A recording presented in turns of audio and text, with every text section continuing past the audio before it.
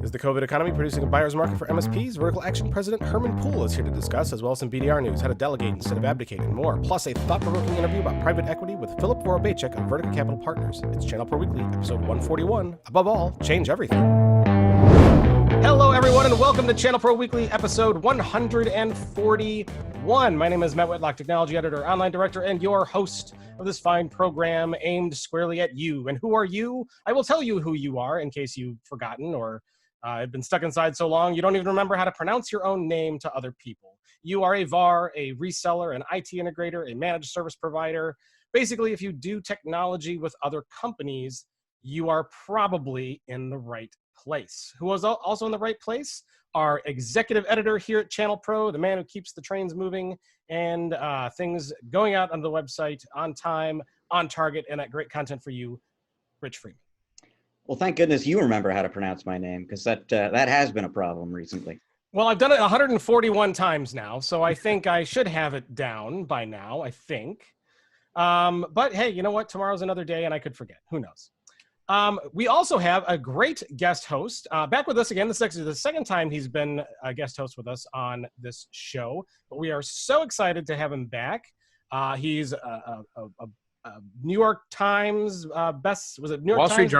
Wall Street Journal bestseller list. When you just caught a glimpse of him right there, if you're watching, the president of Vertical Axion, Herman Pool. Hey everybody, Herman Pool. Glad to be here, man. It's good to see you guys. And I don't know who could forget Rich's name. Way too important to forget Rich or Matt. And it's, well, his name's also, you know, it's pronounced like it's spelled, so it's pretty easy to figure out. But how does one mispronounce Rich Freeman? I'm curious on that. Challenge accepted. It could be Rick Fryman. Yeah, Fryman. Actually, Fryman kind of makes sense. Rick Fryman. I get Friedman all the time. People just randomly insert a D into the middle of the name for whatever reason. That's because you were a D student. Oh, I'm kidding.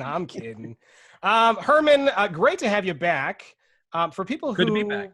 For people who may not be overly familiar with you and Vertical Axion and what you do, please tell us about you. sure. I'm Herman Pool. I had a IT company for about 26 years back in Texas. I had to learn how to do my own marketing. So I started helping my friends do marketing, and now I travel around teaching people how to do marketing. Wrote a book called 1 Hour Marketing. In January, it hit the USA Today bestsellers list and the Wall Street Journal bestsellers list as the #1 book for them.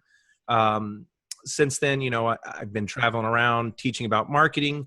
We run a company called Vertical Axion where we help people get noticed and make money online through better web marketing. So we do everything from web development to SEO and content development. So it's something that I've been really blessed to be able to do. I'm glad to be in the IT channel primarily because what we teach and what we do is all stuff I learned from the IT world, although it works for just about everybody. And you know, now we've got an arcade, right? So it works for that too. My wife and I own the largest arcade in the largest arcade in Alabama, Rocket City Arcade. For folks who can track it down, there's some really, really awesome video of our colleague from ChannelPro, Joel Zaidspinner, visiting that arcade, enjoying some of the games. It's like, I don't know, year before last or something like that. Yeah. A lot of fun. Well, he came out to our original location, and since then we've moved into a much larger location, and we have on site about 70 machines. We've developed our own VR games. We've done a lot of fun stuff with it. Joel got to see our version 1. Version 2 has been really good, and we're blessed to do it. And, you know, marketing is kind of universal, right? So everything that I've done and learned from marketing there, I've been able to take those lessons and apply it to my IT clients as well to help them get noticed and make money even more. And I'll just say really quickly, and I've said this before, I'm sure I said this last time we were on the podcast, way back when, in another life, I was in marketing, a marketing role, which doesn't make me an expert, but I mean, I know a little bit about marketing, and I'm a huge fan of 1 Hour Marketing. I really am, because, and it delivers what it says on the title. It's a very approachable, readable book. You're going to be able to get through it quickly, and it really does, in a very clear way, take you through the concepts that you need to understand. So I'm a fan of the book, Herman. Well, I appreciate that, man. You know, when I started, I was I was 17 years old and homeless. I couldn't afford a book, and I went and I read 20 books at a library. And a goal of mine became, I want to be able to help people that can't necessarily afford to hire a marketing development officer, right? They need to become their own CMO. And where do they start, and how can they hit the ground running? And that's what the book is. It's not necessarily the biggest thing for Fortune 100s, although we do have some Fortune 100 clients at Vertical Action, including companies like Cinex. We've got, big companies use our ideas, small companies use our ideas, and marketing is kind of a universal idea. And if you simplify it, anybody can do it. And that's what I think is so great. I mean, so, maybe it isn't targeted at Fortune 100 companies, but it's covering the exact same techniques that those companies are using. You've just kind of distilled it down to something that's actually usable by a ChannelPro. And that's what makes it kind of cool from my end. Well, I appreciate that, brother. Thanks a lot. Absolutely. And I cannot wait to actually tour your arcade someday. As you know, I where I live, Herman, there's a very, very large arcade, retro kind of arcade called the Galloping Ghost, which is yes, we know Doc well. So yeah, I'm sure that you know that one, because it's I think it's either the largest in the country, or it's always like in contention to be the largest in the country. I think there's another one they compete with quite a bit, but it's really cool. And I'm a big gamer and love games. So if you're in the Alabama area, go and check out their arcade. What's the name of it? It's Rocket City Arcade. You can check it out at rocketcityarcade.com. But we also, just so you know, and I'm not sure Galloping Ghost is aware of this, we've got about 420 arcades in our warehouse. So when we find a building large enough, we're gonna be playing in the largest arcade in the world ideas too at some point. Oh, awesome! Well, I cannot wait to get down there. And, it's kind of like Tiger King with arcades. Yeah.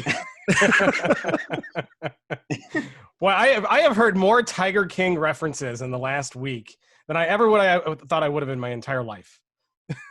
That's true, man. That's true. That is everywhere. Well, we have a awesome show lined up. Herman will be here the whole time, hopefully, to comment and kind of weigh in on his thoughts, and we'll be learning a little bit more about him and what he does as we go. We're going to talk about some news from StorageCraft and Unitrends. We're going to talk about, well, to delegate, not abdicate. I'm very interested in talking about that one, Rich. We're going to talk about a review that came up, or that went up that I wrote, called the Jabra Pana-Cast is what we reviewed. Get your huddle on is what we call. So we're going to talk about that. And we're going to talk about some comments from Kaseya and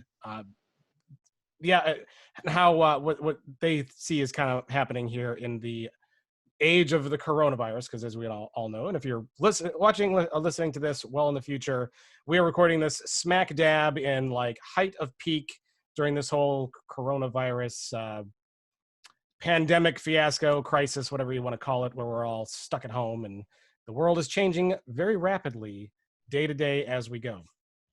So we're going to talk about that. Very interesting stuff.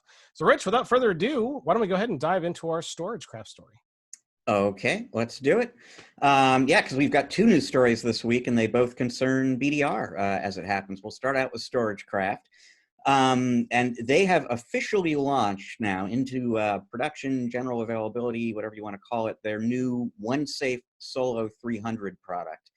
And this is, it's designed to be sort of an entry-level, affordable kind of BDR appliance for customers at the smaller end of the SMB spectrum. Very easy to install. In fact, they've kind of created an install process that is pretty much self-serve. You should be able to ship this product directly to your end user. All they've got to do is hook it up to the network. They answer 2 or 3 very, very simple questions, and then the device kind of goes out over the internet and connects to the MSP software. The MSP can remotely complete the rest of the installation process. So it's designed to be very easy to install, very affordably priced. We'll get into the pricing in a moment.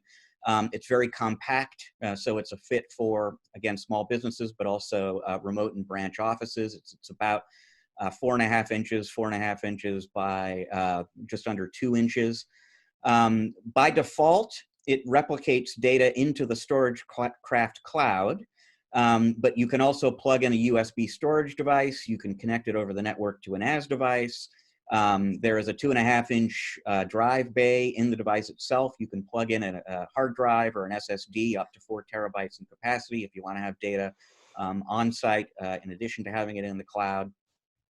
The pricing that I mentioned before, it's all based. So one of the things that they emphasize at StorageCraft is this is very much a product for MSPs.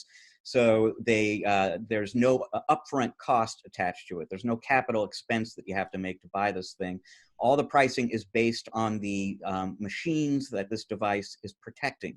And so the first customer endpoint that you protect with this device is going to cost $99 a month. Each subsequent one is going to cost $79 a month. Each one of those machines comes with up to 1 terabyte of capacity in the StorageCraft cloud. You can buy more capacity if you need it. And I guess the only other thing to point out here that's kind of significant is that from a StorageCraft perspective, this sort of fills a gap in their offerings. So Datto, for example, a StorageCraft competitor, has for a long time had an entry-level product sort of in the same category called the Alto that's been very popular. And there really wasn't a StorageCraft answer to the Alto, essentially, until now. And so this, from a StorageCraft perspective, they feel like this now enables them to truly cover the SMB spectrum. They have something for the S and SMB as well. And it gives MSPs, something to look at and evaluate when they're looking at the Alto also. So the you said it's $99 a month, and this device is not with storing. You're not storing your backups on this device, correct? You're storing it into the cloud. Well, that's the sort of core model. That's the default model, and it's assumed that's what most people will do. You can, if you want, store up to 4 terabytes of data on the device itself using a hard drive or an SSD that you plug into the bay there, or you can store data locally on a NAS device, etc. Okay, very cool. And this makes it easy to recover from and reinstall images and all that kind of thing. Yeah, no, I mean, it's from that standpoint, it's a kind of standard business continuity disaster recovery appliance. You can boot up a complete, virtual environment in the StorageCraft cloud within, they say, milliseconds. So, I mean, it's the sort of, standard BCDR deal, but at a price point that makes that, more approachable for a smaller business. Yeah, that's an insane price point. I think that's gonna really make competitors look at what they're doing, and perhaps make some changes. I think it remains to be seen how well it works. As true with anything that we launch, but StorageCraft, leaders in this stuff. So I think it sounds really impressive. I know, as a small business owner outside of IT, that is something that we've struggled with internally is like, I'm an MS. I know how to be an MSP, and I know how to do BDR, and I know how to, I could build my own device, but it just really wasn't worth the time for us for our small, SMB network at the arcade. And this is really appealing to me. If an MSP came to me as a Main Street business and said, hey, we've got this device, it's going to cost you $200 a month, I'd jump on it. Yeah. Now, Rich, you said you mentioned the Alto, so I know that's a kind of a competing product to this. And are there others? And how do you feel that this offering stacks up to those other ones based on what you've seen so far? You know what? That's a really great question. So there are others, and it actually occurred to me this morning. It might be an interesting review for the magazine to do a sort of Alto versus OneSafe solo kind of thing, because I haven't really matched up the specs, so it's a little hard for me to say how they compare. Okay, well, cool. Well, we'll put a link to this this news article on the show notes page for episode 141. So if you're listening along, you can go to the ChannelProNetwork.com website, find links to all of these news stories and other stories that we're going to talk about. So that way you can follow along, because there's always more detail in here than what we're going to cover kind of at a high level on the show. If you're watching on YouTube, same goes for you. You can open up the description area, and you'll find links again to all of these stories, so you can follow along as we go. Unitrends is in the news this week, Rich. They're shipping another some kind of automated backup solution. So what's going on with them? Yeah. In fact, Unitrends isn't just in the news this week. They're in the news today. This news just officially broke this morning. They've got a new product out, a new management tool for their BDR platform that they are calling Helix. And essentially, this is an artificial intelligence-powered sort of automation engine for BDR maintenance. The idea basically is you install this thing, there's actually an agent that goes out onto the devices that are being protected. That agent is continually monitoring the device, looking for issues that could potentially cause a BDR failure later on, and it will alert you if it finds something of that nature you need to know about. It will also alert you if there is a backup failure of some kind or another. And then if there is a failure, it will detect that and it will attempt to remediate it. There's functionality built in there that allows it to respond using the sort of same playbook that the Unitrends support staff would use if they were kind of manually fixing the problem. That's been automated and built into the Helix solution, and it'll go out and try to fix the problem for you. And it's targeted. The product is targeted both or at both of the markets that Unitrends serves. So Unitrends serves MSPs. They also serve IT departments and mid-sized companies and other companies.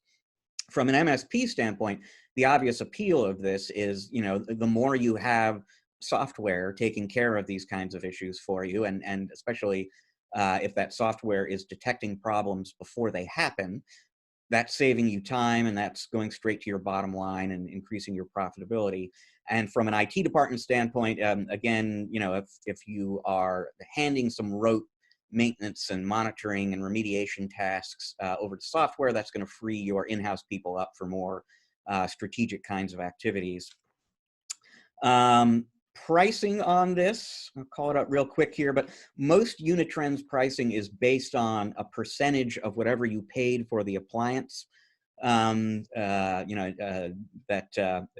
it's associated with. So like storage, for example, storage space is based on a percentage of appliance cost. In this case, I believe it's 10% of your appliance cost. Whatever you paid is what you're going to be paying on a monthly basis. If you, and I don't know if this is a temporary offer or just how they're going to price it permanently, but if you buy a multi-year contract, a 3, 4, or 5-year contract, you get the first year free. So, it's just another, I think in the years ahead, we're going to be seeing a lot more stories of this kind, basically, where artificial intelligence is playing a more and more direct role in automating tasks that an MSP would otherwise perform manually to increase their productivity and kind of extend their reach. Yeah, and so what size business would be the right kind of business for this tool? So, they said basically any size business, there's a surprise, but obviously the more servers you're backing up, the more sort of efficiencies you're collecting by handing some of that management over to software. But a smaller organization, or I'd say like a mid-sized organization with one IT person, might not have a ton of servers, but might actually benefit quite a bit from this, because that one person, which is, you at ChannelPro, Matt, like that one person is trying to do a lot of different things. Anything they can get off their plate actually could be really helpful. Yeah, interesting. Now, Herman, what would you say to what Rich was talking about, how we're seeing a lot more AI in tools like this? How important is that going to be going forward, in your opinion, to help MSPs deal with and manage more clients or in a more efficient way? Well, we actually, even at Vertical Action, we've been developing AI light systems to help us with ticket management, with design, with even writing content to make it happen faster and easier for us. So, it makes sense that it would be in the IT space. Something like, simple automation of checking if images are valid, right, is a huge help for any administrator that's trying to make sure that their network is protected, right? Because a lot of times we don't look at the backups, right? As IT professionals, we say, okay, the backup's doing its job, it's okay. If I had, any kind of tool, AI, simple automation, whatever, that allows me to take advantage of automated testing and not have to have that in the back of my head. Like that was one of the things that would honestly, people say, oh, there's these things that keep me up at night. No, that would literally keep me up at night. If there was a bad lightning storm, I would think, oh my God, are my backups okay? Did everything go the way it should? Will I be able to recompile the image? Will I be able to take the in-file deltas and make the newest version of the image from the last one that I checked? And, anything that helps me sleep at night is a good thing. Even if I'm a small guy, even if I've got 10 clients, right? To me, that would make sense. If and of course, if you have thousands of clients with tens of thousands of servers, well, gee, it only makes sense. Try to let the computers maintain themselves as best they can. Now, that doesn't eliminate human work. And I think that's, one of the things that we fall into is we start trusting AI, we start trusting scripts, we start trusting all the things, and then, we run into the same problems. But I think AI allows us to do a lot more than just simple automation, and that might help us, sleep a lot better. So it might be worth that 10%. Yeah, it might be. And I definitely think we're going to see more tools like this to try to make processes more efficient and do more of the work that we don't necessarily want to or can't do. Like as you said, if you're backing up 10,000 servers, I mean, you if you're going to just back them up, you kind of have to assume the backups are good because you can't manually verify 10,000 images. Well, even if you're just a 20-man shop, that's a pretty big MSP, 20-man. Right. But even if you're at a 20-man shop and you've only got a couple of hundred servers, that's still like checking all of those backups. That's very tedious. And anything that can help you identify problems before they're problems, even if it gives you some false positives, I mean, it's a time saver. Oh, for sure. Now, Rich, we've been talking a lot about the security side of backup lately, and I didn't see anything mentioned in here about, are there parts of these tools that help you keep backups more secure from things like ransomware attacks? Or is that always kind of a different tool? I mean, so the platform, I'm sure StorageCraft and Unitrends both have a security story to tell in terms of how they protect data, particularly in the cloud, but there's no security specific feature that I can think of built into either of these products. Okay. Well, that sounds good. Any other comments about the two news stories? Pretty straightforward. We'll put links to each story up on the webpage for you so you can go and find it and read along and get a little bit more details. But any other comments, guys? I think that's good. All right. Well, that's kind of the news. So kind of a slower news week this week, obviously, as we're dealing with the whole coronavirus things. A lot of the news attention is focused towards that. Want me to improv one for you? It's not even on the list, but it just reminds me that it's something that we talked about on last week's show that you had a question about that I now have an answer. Yes, I always enjoy it when you improv, especially when you attempt to do funny voices. Yeah. Could you do this one in a funny voice is the real question. Let me just get that helium over there and then we'll get started.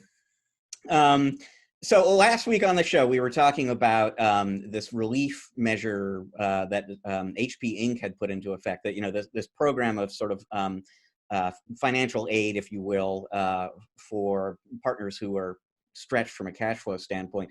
And one of the things that we talked about was this leaseback program that they were offering, in which essentially you are selling hardware you already own back to the manufacturer. And you and Ed Correa, who was our guest host at the time, were like, wait a minute, what's that? How does that work? And I didn't know. I didn't really have the details at that time. So yesterday, HPE, Hewlett Packard Enterprise, announced a $2 billion with a B dollar series of financing offers to help their partners kind of get through this cash crunch that so many people are dealing with. And the HPE Financial Services Organization is actually the same one that HP Inc. uses. And this has been true since the split. And so HPE has a leaseback component in what they announced yesterday. And so now I finally at least understand a little bit about how that works. And the idea basically is you've got a server that you bought from HPE, and it's sitting there on your balance sheet doing nothing for your cash position at a time when cash was really important to you. And what they've done is kind of come up, I don't know that they invented this model, but they are offering this sort of creative loan option where essentially you sell that device that you own to HPE or HP. They give you a nice big check for it. So now you've got some cash you can use to make payroll. And then they immediately lease it back to you. So say they give you $1,000 for that hardware or whatever. Every month now you're making a whatever $50 payment back to them. You're paying them back for that loan. And I assume there's interest involved in that as well. But from a short-term perspective, if cash is really, it's what everybody needs right now, that's kind of a creative way for them to get some cash into the hands of channel partners. And it should be, so obviously if you default on those payments or if you go under during this crisis, I assume that you are basically putting your hardware up as collateral because HPE then owns it again, right? Right. Yeah, absolutely. Okay. So it's just a way, it's, they're like the, those money shops that you can go into, you can get a loan and then pay it back, right? And yeah. You put your car up for collateral or whatever. Is the representative there at HP, is his name like, Big Sal or Little Tony or something like that? I don't think so. But, well, I'll tell you, leasebacks have always been an option in the world. It's great that HP is offering that. Leasebacks are actually something that we've used in the past. When I ran an internet service provider back in the 90s, we bought a bunch of communication equipment. We paid cash for that communication equipment. We came up on a hard time. We needed to get cash fast. We went into a lease buyback program. Now, we were very fortunate. The place that we got our lease buyback from was a very, very fair rate and took care of us. And at the end of the term, of course, back then the tax laws were a little different. A lease, it had to go back to them, or it wasn't a lease anymore, and you had to pay taxes on it, all that good stuff. That's changed a lot now. Definitely get with your CPAs and find out if there's a benefit to that for you, because I think it's a good opportunity for some people to stretch the gap, right? So we just we've all as we've all as technology companies got a little bit of a little bit more runway than other companies. Like Main Street retailers hurt, restaurants dead, entertainment companies like my wife's arcade dead. No real alternatives for these guys.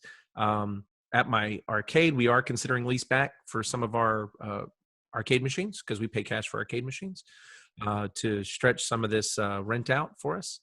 But yeah, it's a good opportunity, and you should definitely check with your CPAs and your accountants and see what they feel about it. And it might be a good solution for a lot of people. Very well said. And I think for a lot of companies, especially in the technology industry, right now, it is about just surviving as long as you can, right? And it's all about cash to keep you afloat until this passes. So if this is a good way to do it, that isn't going to be too...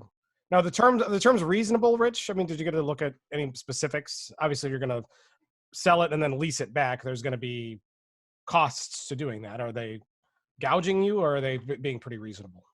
I have not seen the terms, so I couldn't tell you, whether a typical listener would consider them reasonable or not.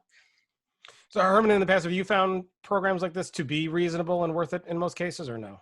Leasebacks are usually, pretty good. In the past, there was some tax advantages to doing leasebacks. That's kind of changed over the years. But right now, it's not like going to the pawn shop with your equipment.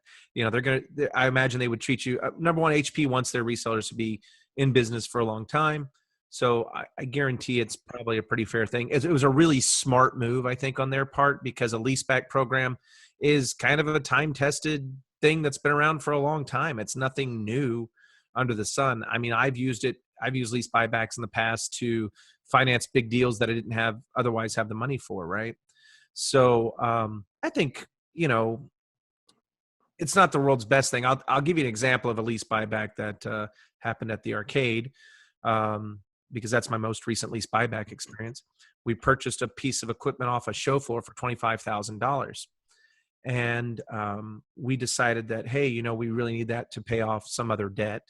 So we went to a leasing company. And even if it's not an HP, you could go to other leasing companies and do this potentially, as long as you've got a viable business still.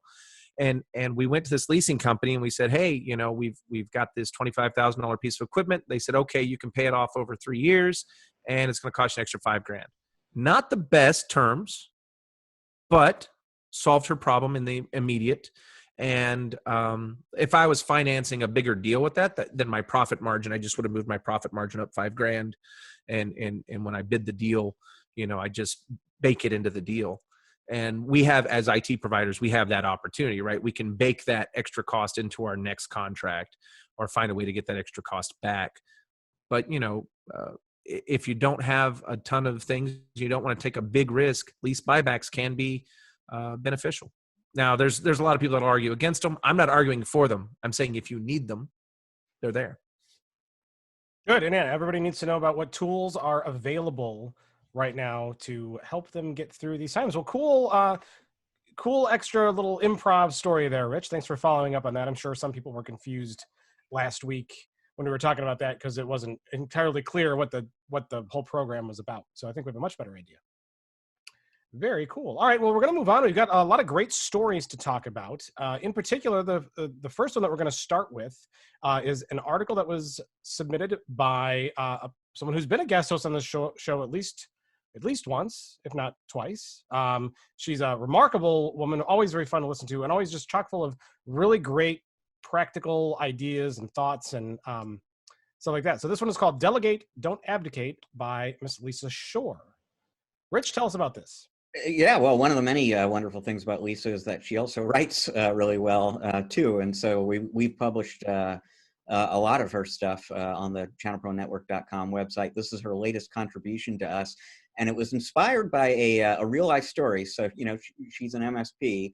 They had one of their technicians tell them not too long ago, "Hey, it's been great working here. I've got another opportunity," or whatever it was. Somebody left the company. And, you know, they did all the usual things that you do in that process and changed passwords and made sure the documentation was all up to date and so on. This person took off, and then they, Lisa and her husband who run the company, went to this client site that this technician had been supporting and discovered to their horror that there were just all sorts of problems, all sorts of stuff that, you know, hadn't been done or had been done poorly. And they just had been totally unaware of any of it. And the lesson learned essentially is that delegating in a tech business is a very important thing to do. You shouldn't attempt to do everything yourself, but there's a difference between delegating and abdicating, as she put it. And so, you know, you do need to have processes in place to make sure that there's some oversight of the work that your technicians are doing to prevent this kind of thing from happening. And so she went through and we'll link to her article from the show sheet. You'll be able to see all the details, but she provides 10 actually very specific pieces of advice in terms of things that they have done, which range from, you know, spot checking your accounts. As she says, people respect what you inspect. Dropping by the customer site now and again just to see what it looks like isn't a bad idea. Doing client satisfaction surveys, you know, through a tool like Smileback or something like that to kind of see, does the customer feel like this tech is doing everything that you think they should be doing? They really believe strongly at Lisa's company in having a dispatcher or a service coordinator, somebody who is aware, collecting all the tickets and distributing all the tickets, and is therefore aware of everything that is happening at all the different customer sites, and in a position to make sure that all this stuff is being resolved. If the support calls are going straight from a client to a tech, and then the tech does what they're going to do and logs it and so on, there's too much room in there basically for stuff to get missed and nobody knows about it. So, you know, and the first item on our list basically is that you've got to shift your mindset. I think it's important to have a very pro-employee kind of mindset of running any kind of company in which you believe in your employees, you support your employees, you empower your employees. But you also have to understand that the importance of customers to your business as well. And so that means keeping an eye, you know, not micromanaging, but keeping an eye on your employees as well, and just making sure that everybody is doing the job they need to be doing. Herman, as a business owner, I would assume that you have a lot you could share about how you delegate processes and how you ensure your employees are doing what you believe that they're doing. And I bet a lot of ideas and strategies above and beyond even what's here. What do you think? Well, it's a good thing I actually do, because boy, that was a setup if I didn't. So, I knew you did, so it's all good. I mean, she kind of hits on the majors. So one thing I want to say about Lisa, I know Lisa personally, and she's super sharp. Both the Shores are very, very sharp, and they're very on top of their game. And she's absolutely right. You have to you have to understand that when you assign things to people, it doesn't stop you from being responsible for the end product. And I think we get to a point where I think as entrepreneurs in general, we don't want to delegate, period. You don't want to see people make mistakes and hurt your brand. So you don't delegate. And then we're taught to delegate. And we go, oh, okay, I can let go. And then sometimes we go too far and we let go. And we basically, one of the most dangerous things I've seen people do is allow the relationship to be with the technician and the client rather than with the brand and the client. And sometimes you lose people that way, not because you did anything wrong, but because it looks like your technician cared more than you, and all the technician was doing the things you've taught them to do, right? And that you've put in the processes. So, and when that technician goes, you lose a little bit of loyalty. So one of the things you can do absolutely is use these review platforms and get a review on trouble tickets. You know, when a trouble ticket is filled out, you need to go ahead and have somebody contact and say, hey, you know, whether it's by email, automation, phone, whatever, hey, we want to make sure you're happy with what happened today. Is there anything we can do to improve it? You know, whatever. And just let the customer tell you what's going on. And it's good for the business owner to sometimes get involved in it. Now we have at Vertical Action, we have somebody that's on our staff, and all they do every single day, their only job, literally their only job, is to call the list of all of our customers and ask, how's it going? Is there anything we can do to help you? How's life? And then, you know, kind of be, at that point, they can't answer all the questions in the world. They don't have the power to, but they can schedule appointments with the people who can. So if it needs to be me, it's scheduled with me. If it needs to be Brian, Frank, Taylor, whoever else, it's passed on to them, right? Or the web dev team or whoever. This allows us to be proactive in our relationship with our clients. And it's very important that we don't give that up when we start giving up the day-to-day work. You know, you could enhance that by also having your caller give out coupon codes to local Subway restaurants. So that way your customers can get a deal on lunch.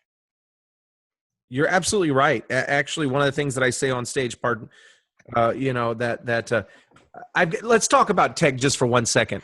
I've got this great app. I am diabetic, and I've got this great app that has helped me manage my diabetes, but boy, it buzzes a lot. So I had to stop that from buzzing. It's called X-Drip. If anybody wants that app, it's great. It lets me know in real time where my blood sugar is. And it's telling me right now, I probably should have a sandwich, but I'm okay. I got a little piece of candy over here. I'll eat in just a second. But, you know, the bottom line is, yeah, you have to keep in contact. You can always send out gift cards. I say on stage all the time, you know, during your quarterly meetings, take lunch. Take lunch to them on your quarterly meetings. It builds such a good rapport with them. And when there is a problem, they're very loyal to go, hey, there's a problem. I've had people pick up the phone and call me and say, hey, Bill's IT company from down the street came by and said hi. And they wanted me to switch to their brand. I said, no way, Herman comes to our company cookouts. We can't let go of him. And it's because we developed that relationship where we're not just hands off, right? So at the IT company, we were very big on going out and having lunch with people, with the group, and letting all the employees kind of hammer on us a little bit and tell us what's wrong. And the owner appreciated it. The employees appreciated it. They knew there was an open door there to always communicate with us. And I think what happens when we delegate, sometimes we go a little overboard. It's the hardest thing in the world. I got to say, talking to all my clients, it's the hardest thing in the world to tell them, hey, let go of that. But then when they go a little too far, it's equally hard to go, hey, you went a little too far. So Lisa's, as usual, on point. Yeah, I like there's one in here that says take before and after photos. And, you think about that a lot with other aspects of your life. If you're going to go on a diet, you want to see what you look like before and after. Thinking about it, bring that into IT is kind of an interesting concept. What would you do with those if you take them? Oh, before and afters? That's fantastic. So people tend to forget where they came from in general. Anything in life, we tend to forget what the origin spot was. And, you walk into a messy cable cabinet and, just the physical appearance of it. A good MSP is going to go in there and clean that cable cabinet up and make sure that it's, looks organized. It's easy to get to things. If there's a problem, we can fix it fast. We don't have to worry about tracking down what wires where. Just a physical picture of, hey, this is where we are. This is where we are. Don't forget what we did for you.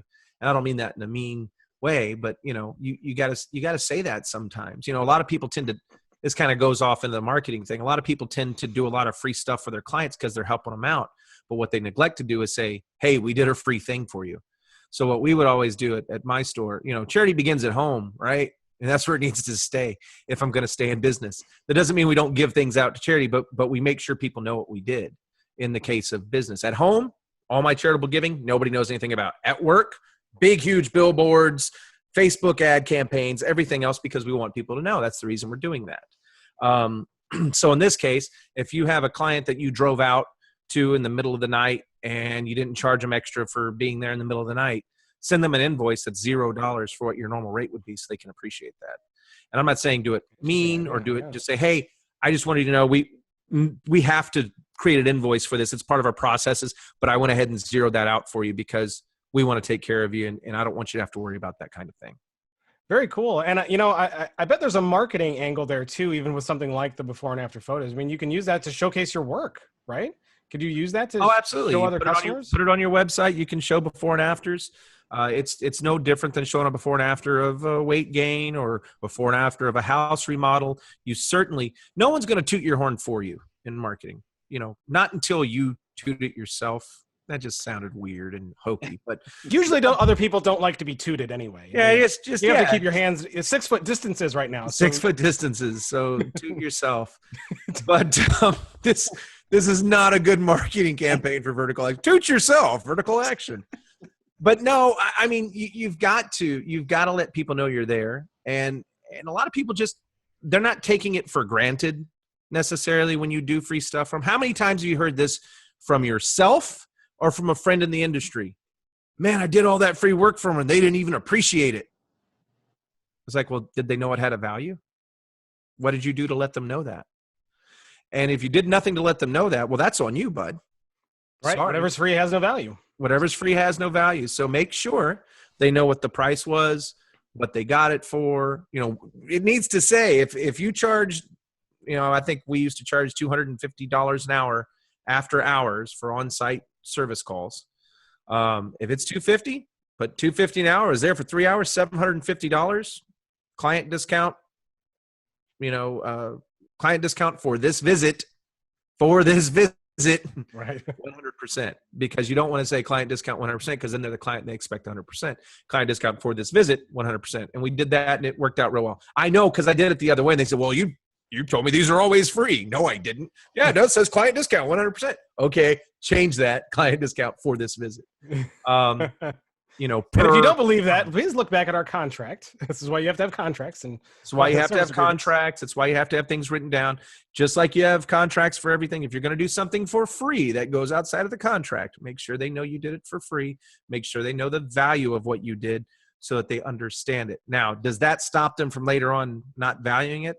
Not so much, but it helps because you have a document that says, look, this is what it was worth. And this is what we do for you. I've got $15,000 over 3 years of canceled invoices for you because because we're on this contract and I wanted to take care of you a little further. So, when you look at the price that I have right now and you're complaining because Bill is a little bit cheaper, keep in mind that we also did another $15,000 in Bill's contract. Would Bill have covered all of this? And chances are no, because it's always things that are way out of scope. that when we ended up writing an invoice. So, it's marketing's everything we do. It's all communication with people outside and inside of an organizations. So make sure you're communicating that, hey, this had value. We did it for you. Like Lisa says, don't abdicate. Don't just say, well, they'll understand. You're abdicating, the knowledge in your head that it had value to them.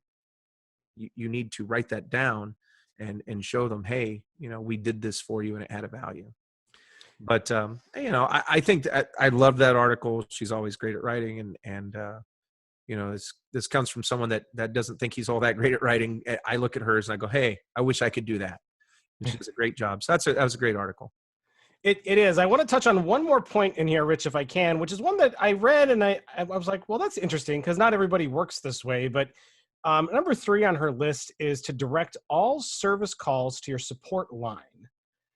And I was thinking about that. I'm like, I don't know if I understand why. But then, Herman, it was something that you said that I think made that click for me, is because you don't want a client to get too close to one technician, because you don't want that loyalty to one person who isn't the brand built. Is that kind of the whole point behind that? I wouldn't say that in that particular case, but it does help that, right? I'm not saying don't, and keep in mind, I'm not saying you don't want people not loyal to the tech. You do want them loyal to your team, right? But you want to make sure they know that you're involved and that it's not just your team, right? And the reason that you want people to call the support line and not the main line is you want them to talk to the proper people. So your support line should be pointed to your service coordinator, right? You don't want them calling the sales guy that signed their contract and complaining about a trouble ticket. And then the sales guy's got his own responsibilities. And, he doesn't end up getting his job done. One thing that even at Vertical Action, forget Vertical Action, even at my MSP, people would tell me personally, hey, Herman, can you take care of XYZ? And I, as the owner, would say, absolutely, glad to do it for you. I'll get back and I'll take care of that. And I, as the owner, have other responsibilities. And I, as the owner, end up being the weak link in the chain. Now, there's a lot of people that are better at that than me, but I was not. So I learned very quickly, listen, here's what we'll do.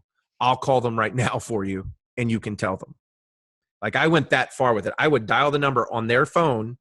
I would save it as a contact. I would say, hey, man, Bill's here. He needed something taken care of. I wanted to make sure it got taken care of for him. And I said that so they understood that I listened to them and I am taking care of it for them. But I'm really just teaching them to call the line. And then I would handle the line. Same thing with Vertical Action. We have an email address for handling, ads, removes, changes to your website. And if you don't send it to, a lot of people use a lot of different CRMs, and they say, if it's not in XYZ CRM, it doesn't exist. And we're the same way, right? So we say, hey, listen, there's Brian, there's Frank, there's me, there's Taylor. A lot of people at my company, put it in the queue so that if we're busy, somebody else can handle it for you, because I've got a large team. And if you just give it to me, it's not going to get taken care of. If you just give it to Bob, the tech, he's got a lot of tickets on his plate. He might not be able to take care of it for you. He might forget because you're not in the system. So, I think that's probably more of what she was thinking, but also, you're not entirely wrong. You definitely. I think that's exactly what she is. Just the visibility that you get is what's important there. And because she found out that stuff that should have been happening wasn't happening at this particular customer site. Well, if those needs had come in through the support line, then it would have been in the system, and it would have at least been possible for somebody to check, did this happen or not? So yeah, I think the visibility factor there, just, we trust Bob. Bob is great, but sometimes Bob misses things, and it's important that we have a way to know that. Yeah, we invest a lot in our CRM systems and our ticket tracking systems, and tracking. I like that word. I'm gonna start using tracking. It's just what I'm going with. Tracking. I like makeup words. I've been reading a lot of nursery rhymes to my grandkids because they're over a lot right now. So, they're always over a lot. They're here from 7:30 a.m. to 6:30 p.m. Monday through Friday every day for 4 years now. But and as it should be, I enjoy them. But I've been reading a lot of hippity hoppity bippity boppity, and so I guess that's where it became tickety trackety. But so we've invested a lot, and the reason we do it is because automation helps us remember that, nobody took care of Elaine, you know. Bob never takes care of Elaine. Bob's the worst. Bob he's always messing up. Bob works somewhere else typically with me. I say it's Bill or Bob works at the other place. That Bob.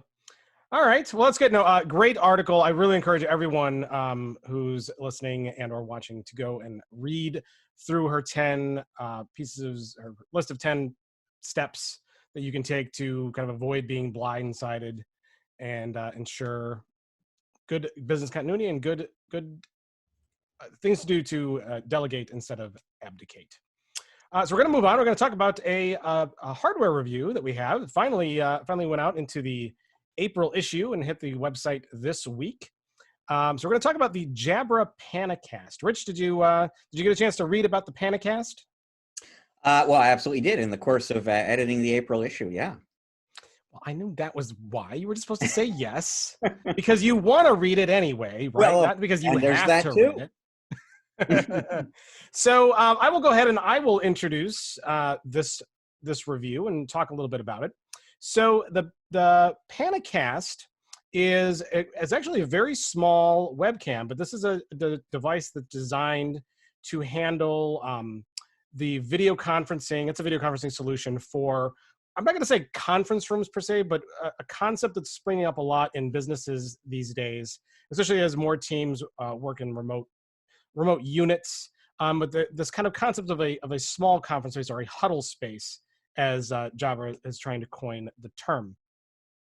So the idea behind this particular product, and I'll kind of put it up here on the screen so people can see it here. But if you're listening, the idea is that you want instead of one big conference space, you want to have a smaller space where a team can kind of quickly come in, set up, connect to this, and then remotely talk to another team on the other side. And the Pana-Cast is a very small device, webcam that's designed to make the view of that much easier. So as you can see, what makes it unique is that it doesn't have just one camera. It actually has 3 cameras. So it's kind of this world's first 180-degree camera that you can plop down at the end of a table, and it could be a designated huddle space, or it could be kind of a pop-up huddle space by kind of sticking it at the end of the table, and then everybody can be in view, and the entire team can communicate and talk. And there's a lot of AI to kind of figure out how many people are there, who's sitting, which cameras get turned on and off, and some processing in the camera itself to stitch together the picture. So what you end up with is this really cool 180 view on that side to the other people. So it runs. It's a 1080p camera, but there's 3 of them, so it actually runs at a res of 3840 by 1080 at 30 frames per second. It's got a bunch of different accessories you can add on to it, like a table stand. There's a wall mount option if you're going to permanently mount it into a conference space. This is not designed to be a webcam replacement, so I want to make that very clear. And its price is also to indicate that this is not a webcam replacement. This is a conferencing solution. So you can imagine it's going to be a little bit higher cost. It did a really good job of stitching the images together, and it gives you a lot of controls on color and contrast and all that kind of stuff. There is built-in audio. I would imagine that if you're going to build it into a dedicated conference space, you'll want a more dedicated audio solution than what this provides for better sound. But yeah, that's kind of it, Rich. I'd be happy to field questions about it or talk about it anymore. I mean, the thing that comes to mind for me, and it comes to mind partly because in the news this week, we're not talking about the story on the show, but Poly, the former Polycom/Plantronics, has a new office conferencing device that syncs up with Microsoft Teams that came out this week. And in that case, in the case of this product, the Jabra product we're talking about here, I mean, from a certain perspective, to be, highlighting office conferencing solutions at a time when nobody can access their offices seems like poor timing or something like that. But the reality is, and Polly made a point of that this week, we will be back in offices, but office work will probably never be exactly the same. I mean, people are discovering that work from home actually is a better option than a lot of business owners and managers realized. So there's going to be more remote work, more remote workers out there, and more need for office placed systems like the Pana-Cast that are going to connect people who are physically in the office with the people who aren't, but need to collaborate with them. So there really is actually, I think, an even bigger market opportunity around huddle spaces and huddle rooms going forward as we start to kind of return back to more of a normal work arrangement. Yeah, the nice part about the huddle space too, and this particular device, is that it really allows you to make that space a lot smaller. So if you think about a traditional huddle space or a traditional conference room where there's a table, and if you're trying to position a camera to get everybody into view, you need to back that camera up a good 6 feet. And then the view that the viewer gets is also kind of interesting, because you get the people who are a little bit more further back on the table, they're going to look really small, and the people who are a little closer to the camera are going to be really big. And it's not an ideal visual for inter-team communication, or for one person to kind of talk to everybody who's sitting at the table. This really shores that up. So because it's a full 180 view, you can chop that whole 6 feet right off the front of that table, set it right there in front of people, and you're still capturing a nice wide view. So it's pretty cost effective from a real estate perspective too. So does it stitch it together in such a way that it just looks like our images stretched across three lengths? Yeah, it didn't have a good. It didn't feel like it was bowed or anything like that. It was stitched together in a pretty good way. The stitching wasn't 100% perfect, as you can imagine. Sure. But it was really good. So only if kind of like those surround camera systems on the new cars. Yeah, and it does. Yeah, but it doesn't. Yeah, it doesn't feel bowed or angled or anything like that. They've got a couple of stitching options. And unless somebody was like kind of straddling the line between cameras and in that right spot, then the stitching usually always worked really well. I was also kind of bummed, Rich, to see that my conference of Star Wars characters did not get posted into my review. Do you know why this is? I was going to ask for pictures. I'm not sure I saw that, so I can't actually answer what happened there. So you have to imagine testing a device like this is, a little bit difficult for a single person, because this is designed to be sitting at the table with a lot of other people, and I cannot multiply myself. And we're all remote here at ChannelPro, so there's like no one here to test it with. So I went through the painstaking effort of gathering every Star Wars plushie in the house and setting up a virtual conference of Star Wars plushies to have on the camera. And I sent the picture in, and it didn't get posted. So I'm going to add it. I don't care what anybody says. Well, online, there's always room online. I'm going to add it online. And there's a couple other pictures that I took that I'm going to also add to this. Because you really do need to see it in action to see how it works. Yeah, I was wondering about that. It's very interesting to me. A great use of it would be in co-working spaces where people are huddling together, and you've got your team, you've got so much time in the shared conference space, but you want to use your equipment and not have to mess with other people's equipment. That's a great alternative. Looks small enough that you could just carry it in, drop it down, do what you need to do, pick it up, and leave. Yeah. So I for those who are listening, you'll just kind of have to maybe go back to the website at some point in the next couple days. Hopefully by the time you're listening to this, I'll have it up. But I'll post this image, and for those who are watching, I'll be able to share. You'll be able to see this, and let me see if I can get this to work properly. Let's see. Get this down a little bit. Okay, so you guys see that picture? Yeah, absolutely. Yeah, that looks great. It does. Yeah, isn't that pretty cool? So up here in the corner, I actually show the setup. I set it on top of a laptop, and if you can see, Chewbacca is like basically almost 90-degree angle to the camera. So this kind of setup, if it was a traditional webcam or a traditional camera, you wouldn't see those at all. But it does a really nice job of making everybody visible, and kind of like if you were sitting right there at the table with them. It really does, and I can't see the seams. I mean, it stitches it together very nicely from what I'm looking at. Yeah, I'm looking for the same thing. That looks great. So yeah, so a little treat there. So go and check that out. A very, very cool product. Again, it is not they're certainly trying. It's not positioned as a webcam. It is positioned as a video conferencing solution, and it's priced accordingly. This thing goes for. It's been a little while since I wrote it. It's about $900 for the unit, and then there's some various accessories, table stand, wall mount, and stuff that you can get for it as well. So I mean, it's for that. That's certainly that type reasonable. of product. That's very reasonable. Yeah, absolutely reasonable. Good for team discussions. So anytime you have regularly teams in your office that are, say teams of 3 or more, this is a really great, easy to deploy. And what I also didn't really touch on is portable video conferencing solutions. So you can build this into a dedicated huddle space. But if you have teams that are meeting and remotely and meeting on the go, it's small. It's not big at all. It's about the size of a webcam, maybe a little bit bigger, but it'll go right in your bag, and you can kind of set up a huddle space at pretty much anywhere you go. So pretty neat from that perspective. Yeah, very much so. Very, very cool.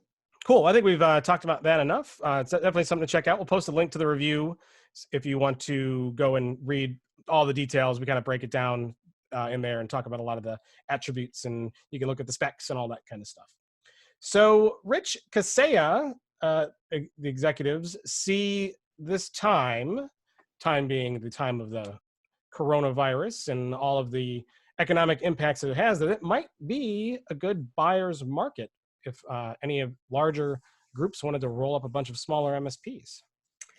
Yeah, let's talk about this a little bit here. This story has actually turned out to be just a little bit controversial for reasons that will become apparent and that we can kind of talk about even a little bit here. So I'm treading carefully because I want to make sure I position all of this just right. But I'll tell you the origin of the story here. So Matt, as you know, late in February, and here we are as we record this early in April. I make a point of emphasizing in the article, this is like, 5 weeks ago, but it seems like a different decade.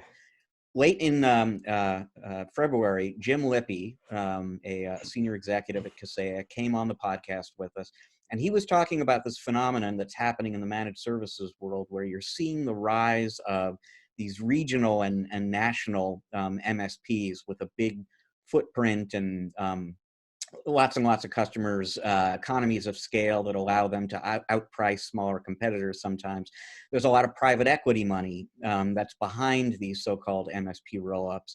And Jim's take, and he's looking out for the MSPs. He really is. And his take on things basically is, if you are a smaller player out there right now, you need to be aware that this is happening, and you need to have a strategy for it. And that strategy could be buying up other MSPs and getting big yourself. That strategy could be selling out and just not dealing with the problem.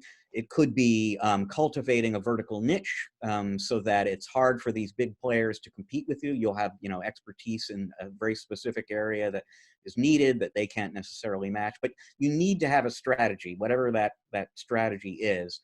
And he said, again, late in February, you've got like 3 to 5 years to figure it out, folks. Well, week before last, I guess it was, I got an email from him basically saying, hey, we need to talk because the time frame has changed. Jim knows lots and lots of MSPs. He's like a main sort of conduit between Kaseya and MSPs, but he also has relationships with private equity firms, including private equity firms that do MSP roll-ups. And what he told me basically is, look, what I'm hearing from these companies now, these private equity firms, is they see a buyer's market potentially emerging for themselves. And that because the economy has stalled and because cash flow is a problem for some MSPs out there, there are going to be companies looking to sell that maybe weren't looking to sell before. And we're going to be able to snap up some of these companies at lower prices than we would have paid 2 months ago, 3 months ago, 4 months ago. And so from Jim's standpoint, it's like, look, I told you in February, if you're a smaller MSP, you've got 3 to 5 years to figure this out. Actually, now I'm thinking it's more like 1 to 2. And I'm just letting you know this, Rich, because I'm hoping you can kind of pass this on to your readers, that they need to be aware of this. And so I wrote an article about this and about some of Jim's thinking about, how do you deal with this? Do you sell now? Do you not sell now? And it's gotten some attention out there because quite understandably, there are a lot of people who really don't love the look of these private equity firms at a time of enormous hardship for businesses and families and people, kind of circling around and looking for opportunities to kind of take advantage of people potentially, at least a little bit when they're vulnerable. But I want to emphasize, from a shoot the messenger kind of standpoint, please, first of all, please don't shoot me for writing the article. I would appreciate that. And please don't shoot Jim either. I thank him actually for reaching out, being proactive and contacting me and saying, look, circumstances have changed just within these last few weeks, and you need to let your readers know about that. And then, you can kind of dive into the article. We can talk about it here if you want, but he offers some of his thinking about what a smaller MSP should do about the fact that private equity firms and other buyers are going to be a little bit more aggressive right now at a time when you might be short on cash and thinking about selling. And it's a very complicated topic, and there are some difficult decisions ahead for people who are even, just listening to this podcast right now. So it doesn't seem to me a stretch that a time like now, when businesses will be in a weaker position, would be cheaper if you were going to try to acquire one. That seems like how it should be to me.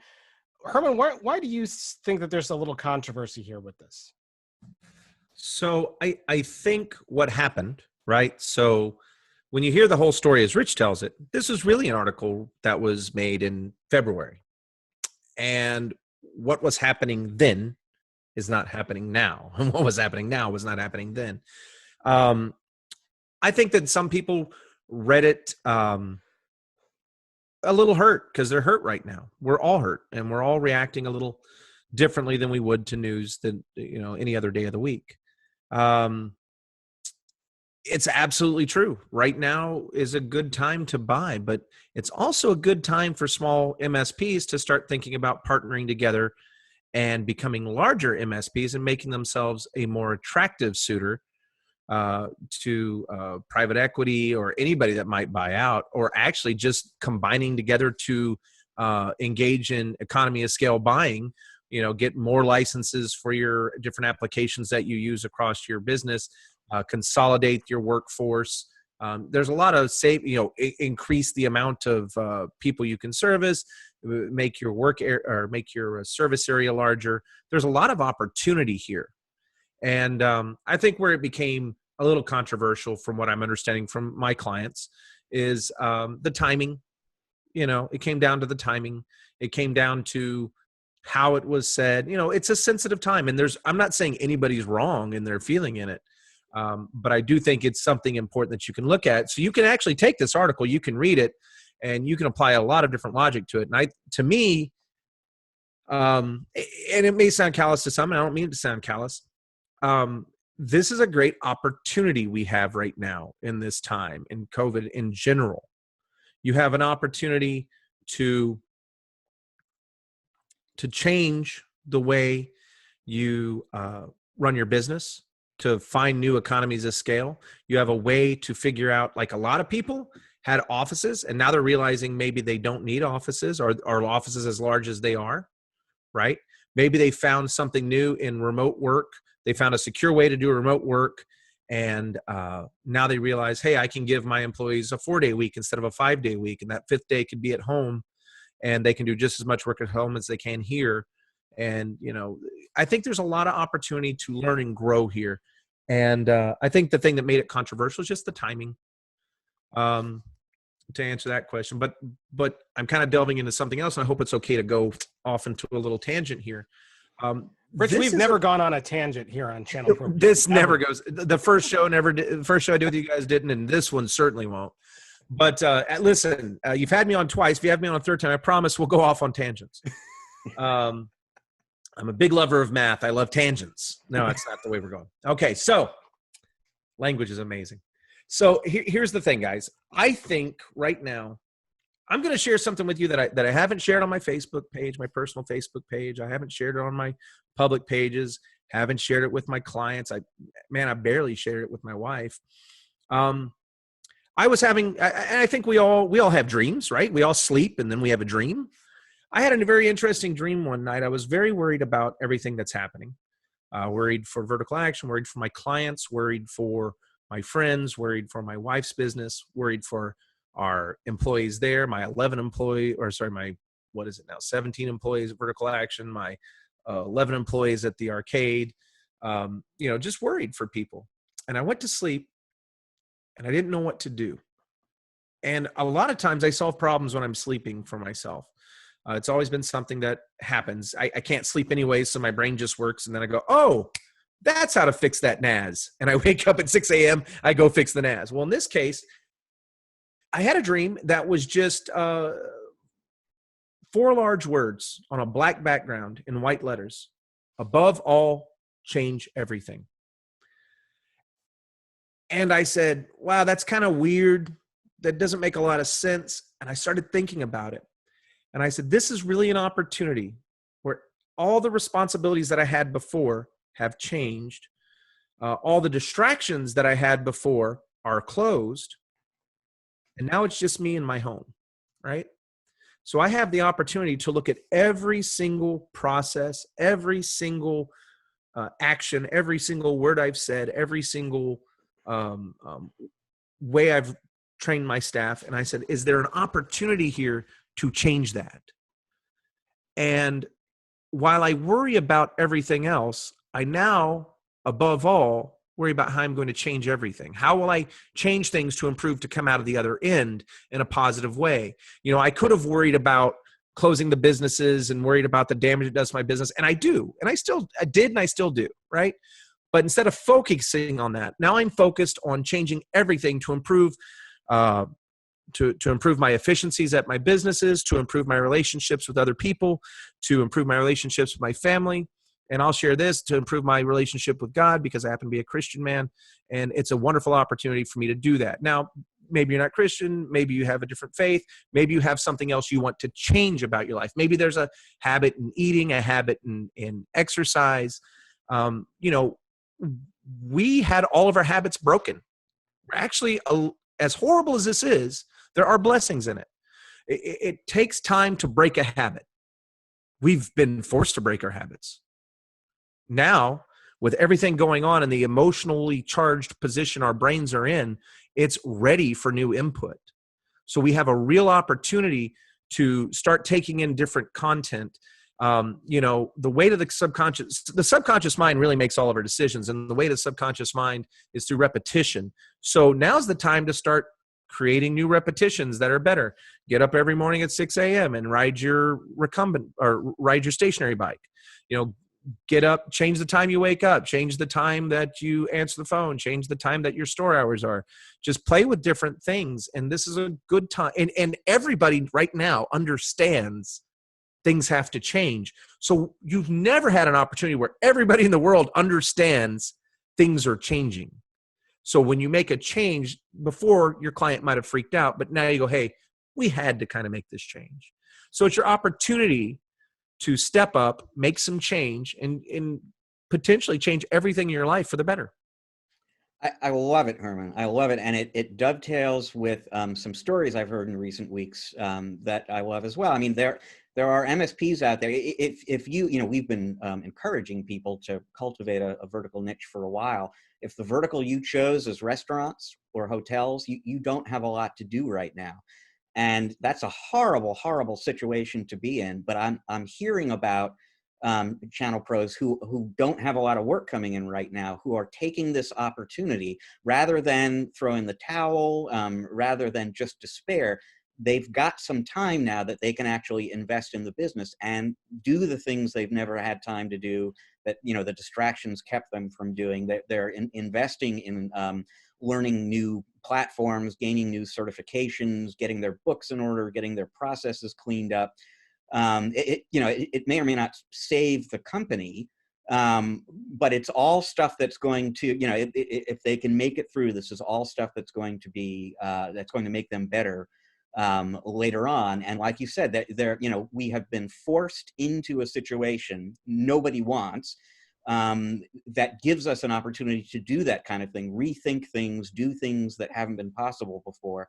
And I just, I applaud anyone who takes advantage of that opportunity to grow and get better and do more. It's not easy to do, but I think it's a very healthy attitude towards this really unhealthy situation we're in. I don't even think it's really, if you want to continue on in general, let's forget about business for a minute. If you just want to be able to take care of your family, your friends, whatever it is you have in your life that matters to you, it's imperative that you understand right now, above all, change everything. You have to understand that it's okay to change right now. You have to understand that you've been given an amazing opportunity. It's a horrible thing to happen, but an amazing opportunity. And times like this are when people become wealthy. I'm not saying, listen, realistically, we're going to lose the arcade. That's a hard thing to admit. Realistically, project I've worked on for 4 years is probably over. Probably. There's slim margins of hope, right? I personally believe that they're not really going to try to end the lockdown until July. If that happens, we lose our summer months, and we lost our spring break, our summer months. That's literally 75% of our income. It's over, right? That particular business has an amazingly large investment in it. And we were really, as it was doing well, we were looking into moving into 40,000 square foot space. And now we're looking at closing, right? That's a traumatic thing to happen, right? But I think it's important that even though I have to acknowledge that, that's a possibility. It's more than a possibility. I'd say it's in the 80% range. But if I change what we do, I can still be around. I like being an entrepreneur. I like helping people. And I think most of us, if you get down to it, a lot of us like IT. But I think what we like more is the freedom of being our own boss. And that may mean changing what you do in IT. There's so many different levels of what you can do in IT. So for instance, with our arcade's very different. In the front, it's got like a GameStop type place where you buy, sell, trade, use games. In the back, it's an arcade. Really, we designed it to be an arcade museum with a gift shop, right? That's the way we look at it. But we've changed that. Now we're an e-commerce store that sells video games, and it's going to pay the rent this month, right? It's not going to, my expectations are to make tens of thousands, but that's not going to happen. Or tens of thousands in profit. That's not going to happen anymore. That's over. That day is over.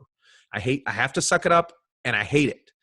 My choice can be to wallow and be sad about it, or pick up and move on. I've been homeless.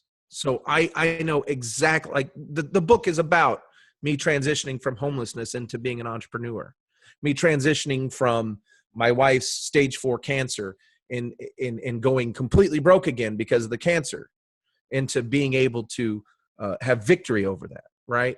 So for me, day one, they said, we may shut down next week. I said, that's it. I have to change it all.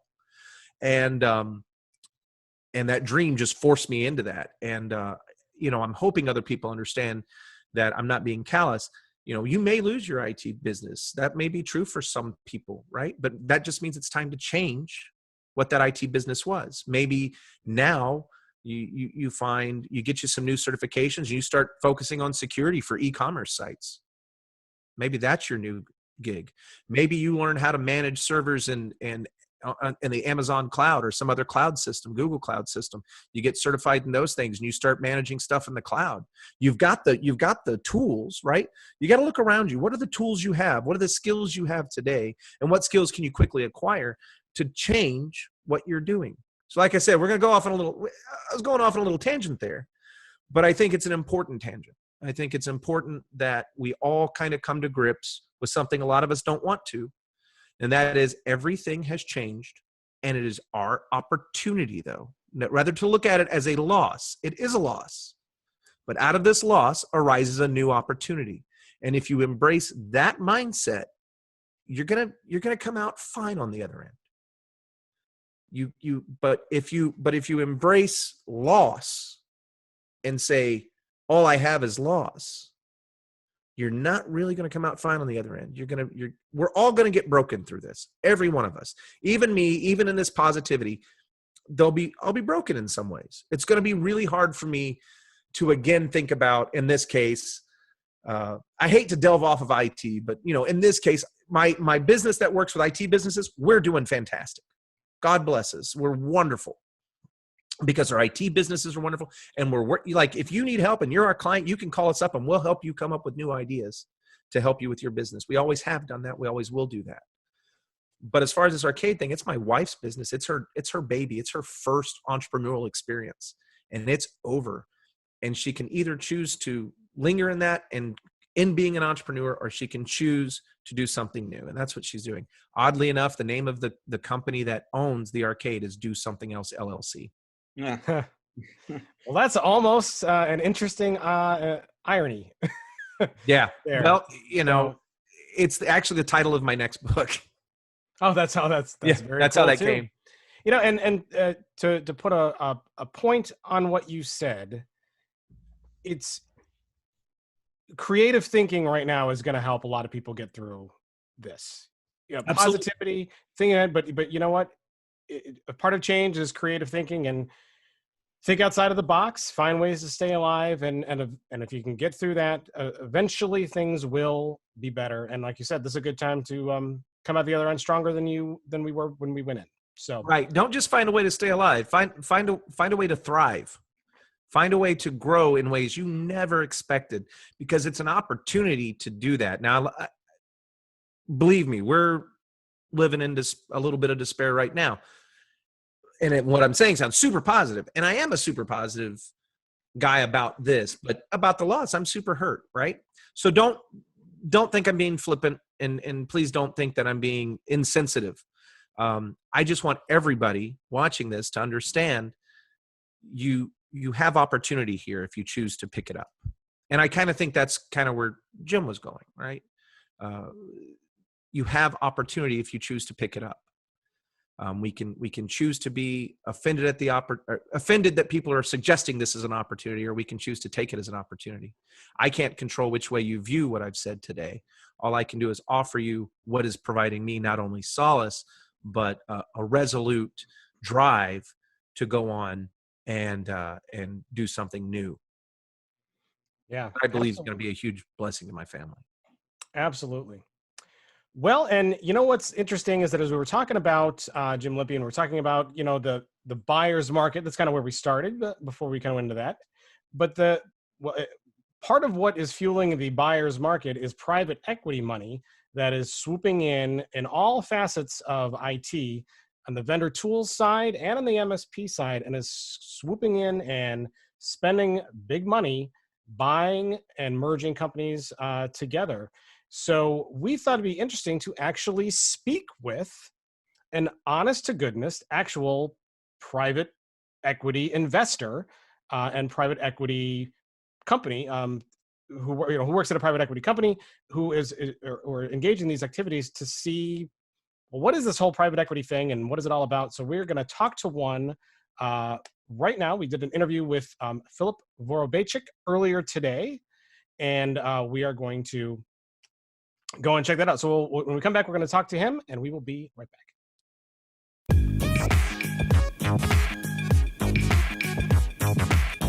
Hello, and welcome back to part 2 of ChannelPro Weekly. It seems like every week over the last really couple of years, there's been story after story about another merger and acquisition or another company being bought. And a lot of the companies being bought are being bought by private equity firms and investors.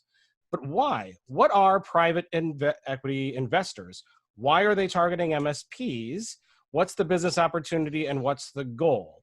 Well, to find out answers to those questions and more, we've got a real-life private equity investor on the phone with us here to discuss. Please welcome Philip Vorobeychik, Managing Director at Vertica Capital Partners. Welcome, Philip. You guys, thanks for having me today. And I realize, of course, that I did mispronounce it a little bit in my spiel. Vorobeychik is how you pronounce that. Isn't that correct? I thought you did a great job, Matt. Doing the best I can. That's all I can say. So, Philip, thank you so much for being here. For for those who don't know anything about you or private equity in general, tell us a little bit about you and your background. Yeah, so I have spent about a decade in private equity. We at Vertica, we're focused primarily on software investments, and within that, the MSP sector has been an area that individually our team has spent much of our careers in. So I previously was on the board of Kaseya, was an investor in a lot of the acquisitions that we did there as well. And before that, have worked with MSPs, with other investments such as Veeam Software and Logic Now that became SolarWinds MSP. So I've known the MSP market from an investor standpoint, from the software perspective for many years. And personally, I have done IT support for people in my life. Beginning of the internet, had a small agency doing support services. Before it was really called MSP. I didn't really know what an MSP was until I heard the term. I just knew that it was the support people for small businesses mostly that we were engaged with. So, haven't ever personally bought an MSP, but have been very active in the private equity community, speak to investors who frankly ask frequently about MSP roll-ups given the familiarity with a lot of the management tools for them.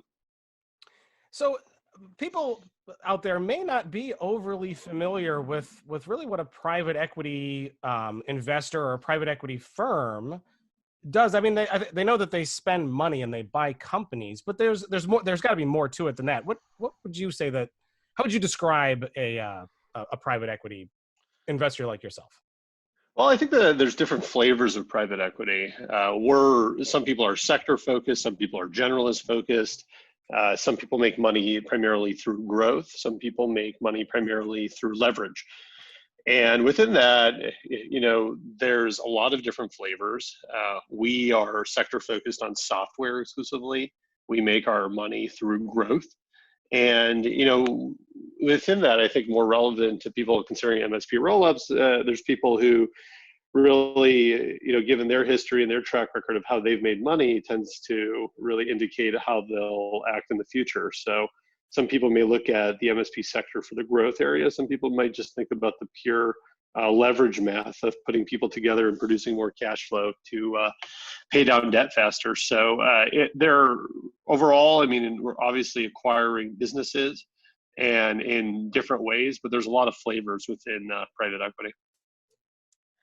I definitely want to get into the MSP roll-up issue with you because I think that's it's a very timely one right now for reasons that are pretty clear. But I'm also really curious to talk a little bit, and we've spoken before about this some, but I think it's useful information for our audience because people are watching the vendors they do business with get acquired by private equity and trying to understand what that means for them and the companies they do business with. So, and you were on the board at Kaseya. That's a concrete example. You don't have to get into the specifics of what you did there, but what kind of role does someone like you play, a private equity advisor play, in terms of directing, advising, consulting with the companies that the private equity firm has invested in? Yeah, we set out a mandate together in the beginning. The CEO, the management teams, they run the companies. There's no doubt about that. We aligned to a plan and a strategy day one, but I don't think it's a good idea, personally, to be overly involved as a private equity investor. Now, we try to be as helpful as possible at Kaseya. I spent quite a bit of time there. I'm very close with the team there. I continue to root for the company, even though I'm no longer involved there. But the role that I played there might not be as typical as what a standard private equity firm would do. I was heavily involved there, but at the end of the day, all the credit, all of the growth, all of the execution, we attribute it to the teams. They're the ones day in and day out. They're the ones really doing everything. And we're just aligned to the strategy and making sure that things are getting done based off the financial plan that we set out.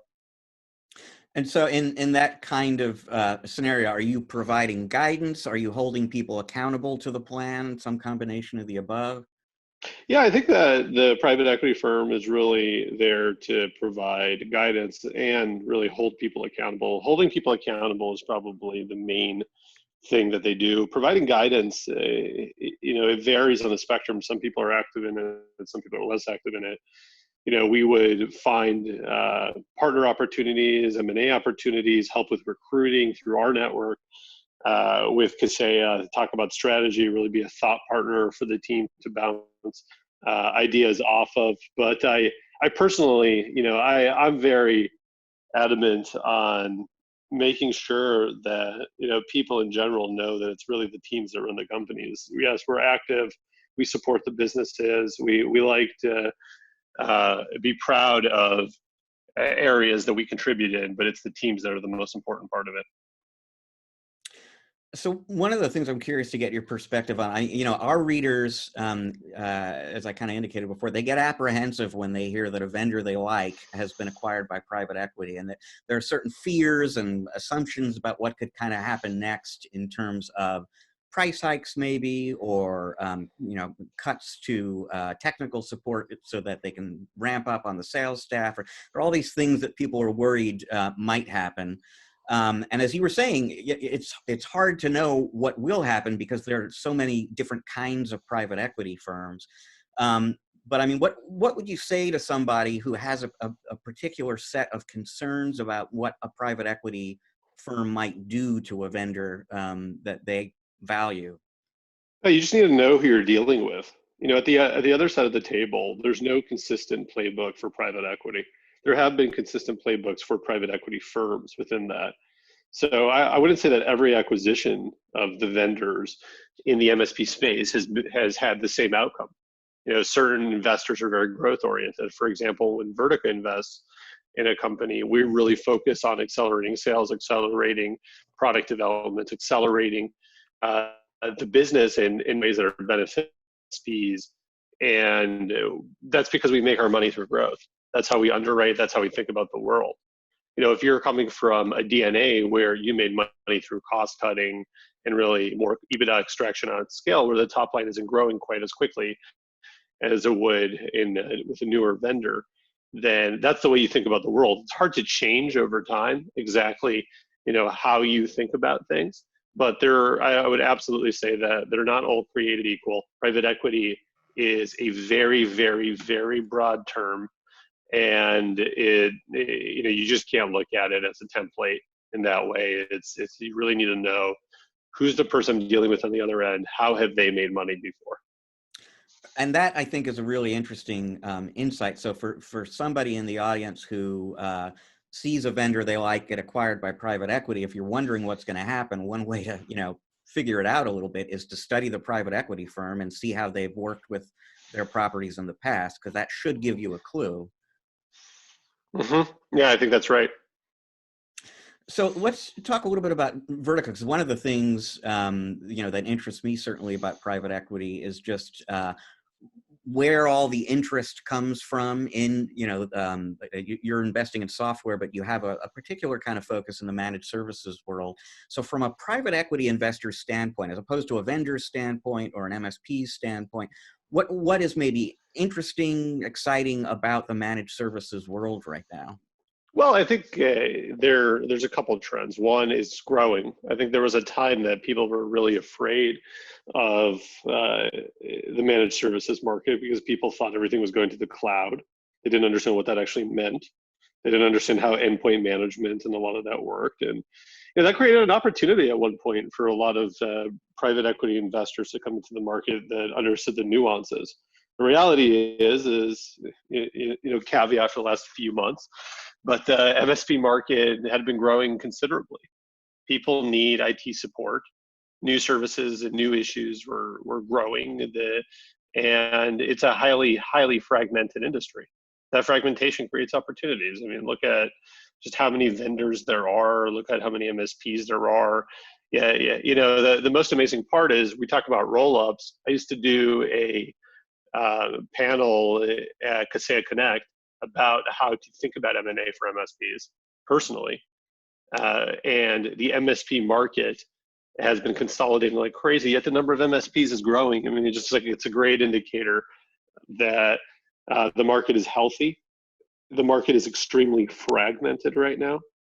And that creates an opportunity for consolidation for private equity folks who want to get into the managed services business as for vendors looking to grow.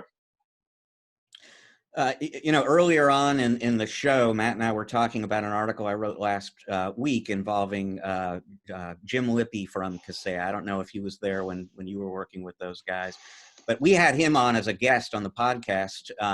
Really just like 5-6 weeks ago. The world has changed so much since then. And he was kind of talking about that consolidation trend you're talking about in the managed services world. And his overarching message basically was, if you're an MSP now, you've got 3, maybe 5 years to kind of figure out what your strategy for dealing with that is going to be. Do you, get into mergers and acquisitions yourself and scale up? Do you sell to somebody like a private equity firm? Do you specialize? You got to have a strategy for dealing with that. And you've got 3 to 5 years, he said, to figure it out. And then he contacted me again very recently and said, you know what, with the economy the way it is right now, and with the private equity firms aware of that, I'm thinking it's like 1 to 2 years all of a sudden, because he's talking to private equity firms that think because of the economic downturn, there are going to be a lot of MSPs looking to sell, and all of a sudden the PE firms are going to be able to buy these companies at lower prices than would have been possible before. So this whole kind of MSP roll-up story is suddenly becoming super relevant. From your perspective, first of all, what are your expectations for the managed services market, which, like you said, has been growing for a long time, given the coronavirus pandemic, given the recession that we're clearly in right now? Mm-hmm. I do know Jim, and he's a smart guy, so I think he said a lot of smart things about that. If you look at it at a macro overall, IT issues are going to grow. We're going to do more and more things in IT. People used to be afraid of, server consolidation to the cloud. Well, now almost every single MSP is reselling Office 365 revenue, and they're adding security revenue that used to not exist. So there's always just new things that continue to happen and grow and give a good macro to the MSP market. I think the question on value and timing is a difficult question, because it's really a question that's levered to the U.S. economy and coronavirus and what's going to happen and how long is this going to take. Now, that's a much bigger issue and question. I don't think any of us really know that well. I think that there is that's above my pay grade for sure to figure that out. But it's clear that there's going to be some near-term hit, and it's just a question of how MSPs want to deal with that. Do they want to look to the SBA loans? Do they want to lay off or furlough certain employees? There's going to be a cash flow crunch almost universally. It's going to be hard to avoid it. But that being said, the 3 to 5 year view, I think, is still strong in the market. I'm a big believer in our ability to bounce back as a nation, and so it's really a difficult question. I think it depends on people's own pain tolerance. I will tell you, one of the advantages of going through these roll-ups is, and it depends on how you structure the roll-up and who else you're consolidating with, but there's obviously cost synergy at scale.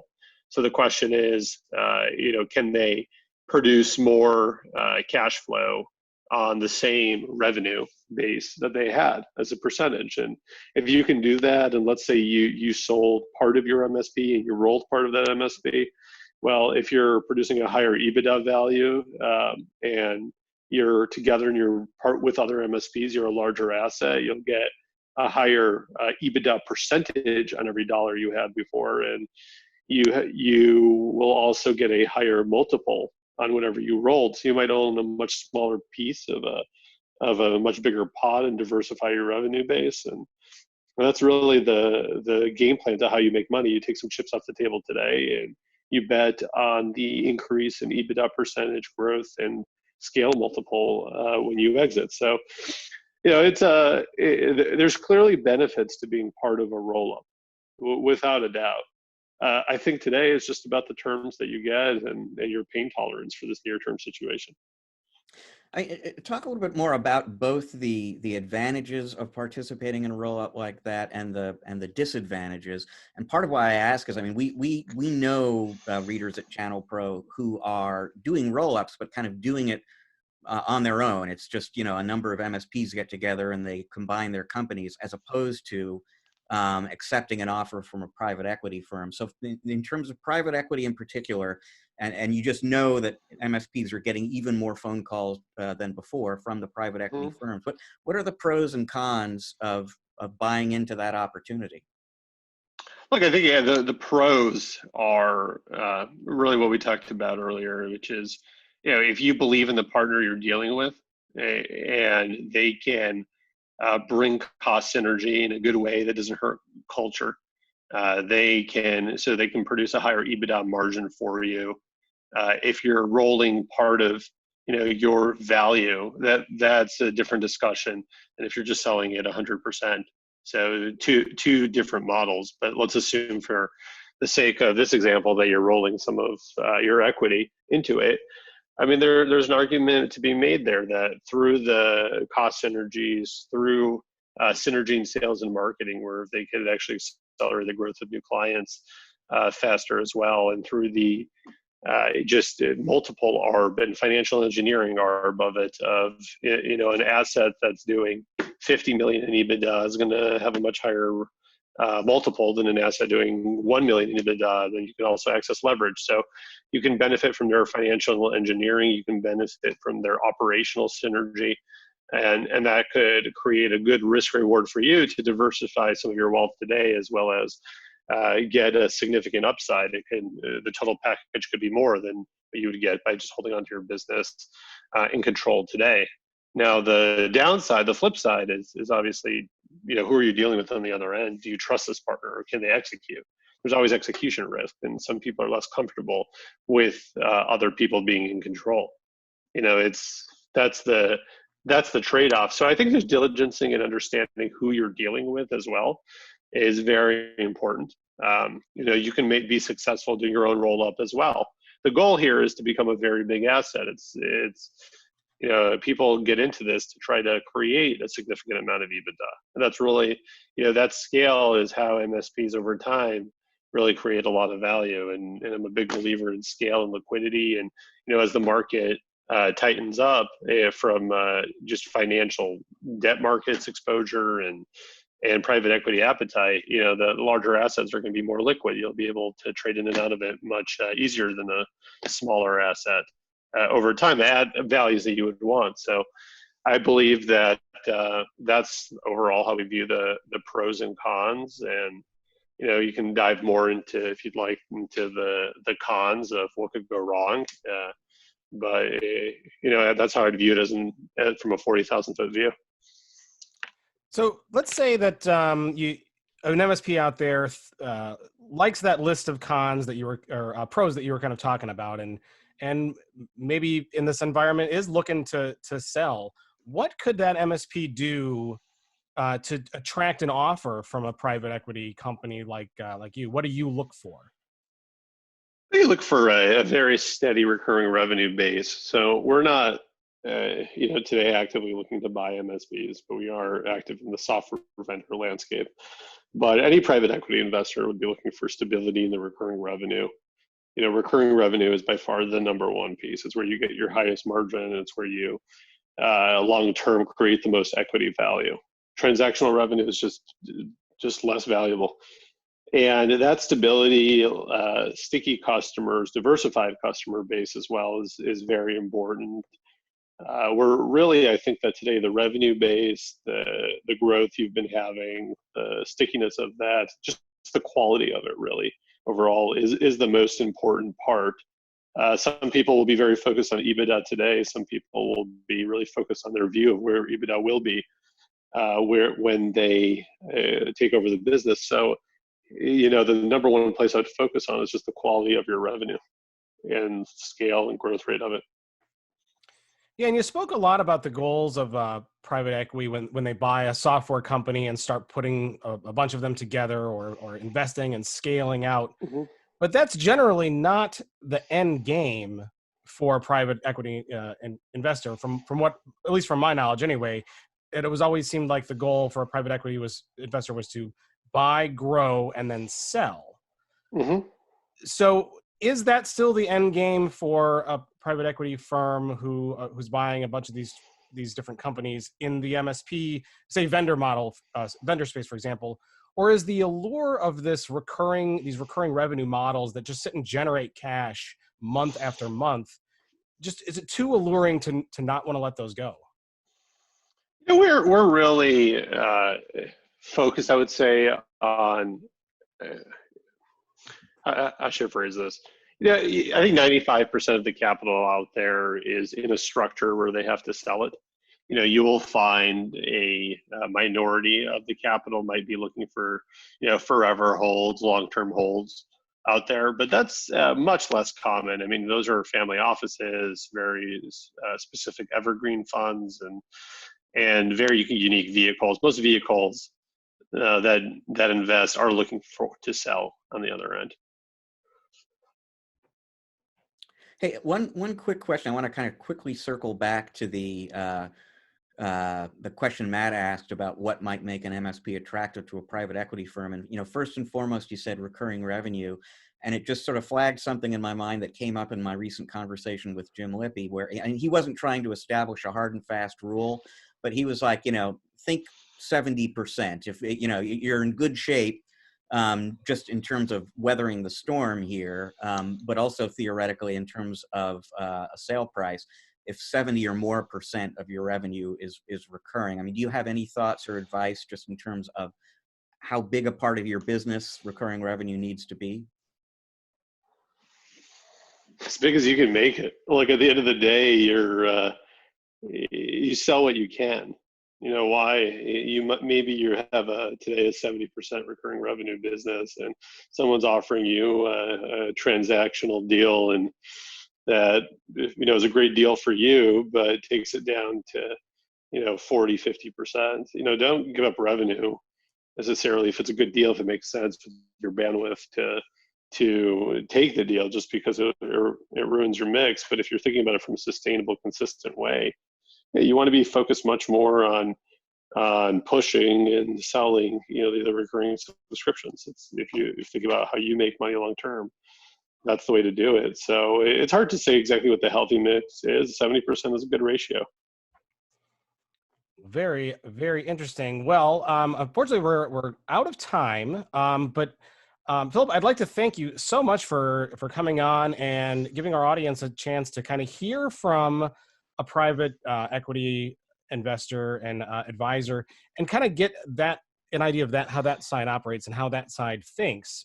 Because definitely over the last few years, and I'm sure going forward, we're going to see private equity and MSPs and the vendors that MSPs use coming a lot together, even a lot more than we see now. Yeah, absolutely. Yeah. Well, good. So again, thank you so much. If people wanted to learn a little bit more about your private equity company, where would they go? Our website's verticacp.com. All right, and we will put a link to that on the show notes page for our audience to find. And if anybody wanted to learn a little bit more about you specifically, is there information about you there, or are you on the socials? We don't have too much information up there today, but that will change in the future. Fantastic. Well, thank you so much again. That's Philip Vorobeychik, Managing Director at Vertica Capital Partners. Thank you again so much for being here. We are going to take a quick break, and when we come back, we're going to wrap up the show with our regular end of the show features. Got a museum pick and a tech pick for you, and Rich will tell you about what has been and what might be coming in the future. Stick around for that. We'll be right back.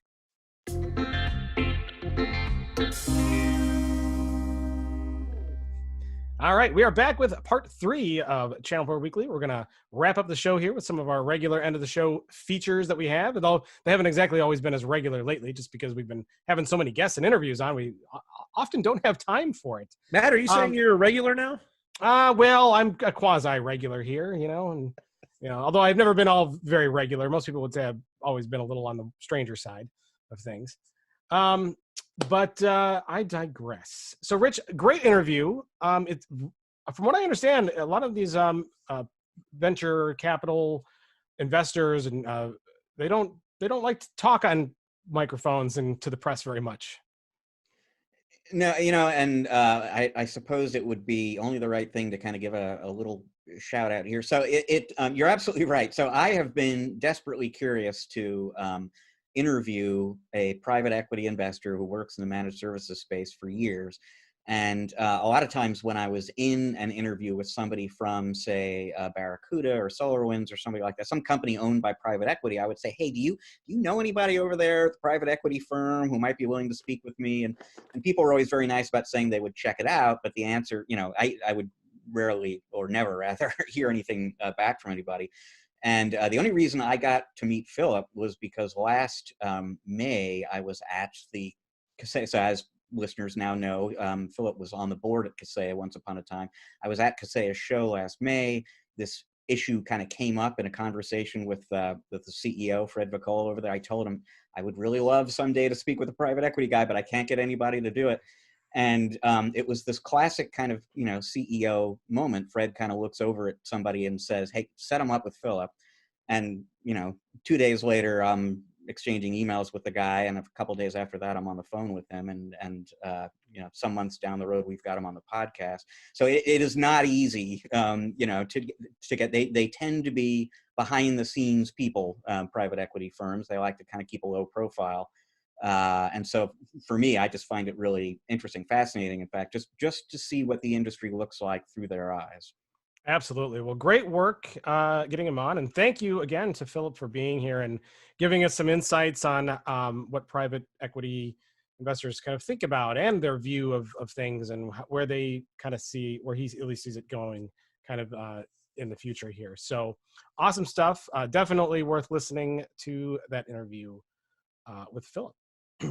Hopefully next time, if we ever get him back, we can get him on video. So I know we only have a still. If you're watching on YouTube, you'll see at least hopefully a headshot of him as he speaks, because he was unable to be on video. Hold on a second. Are you telling me headshots were an option here? Only for Philip. I spent 3 hours setting this up this morning. Only for Philip.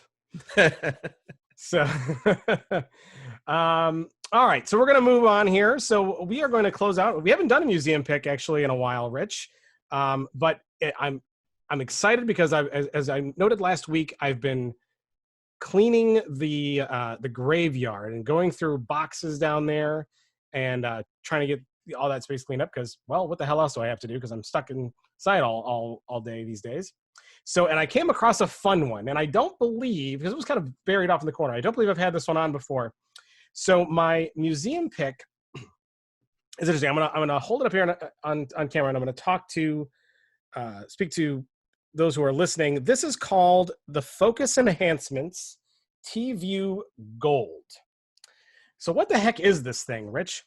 What this is back in the day, especially in the 90s kind of era,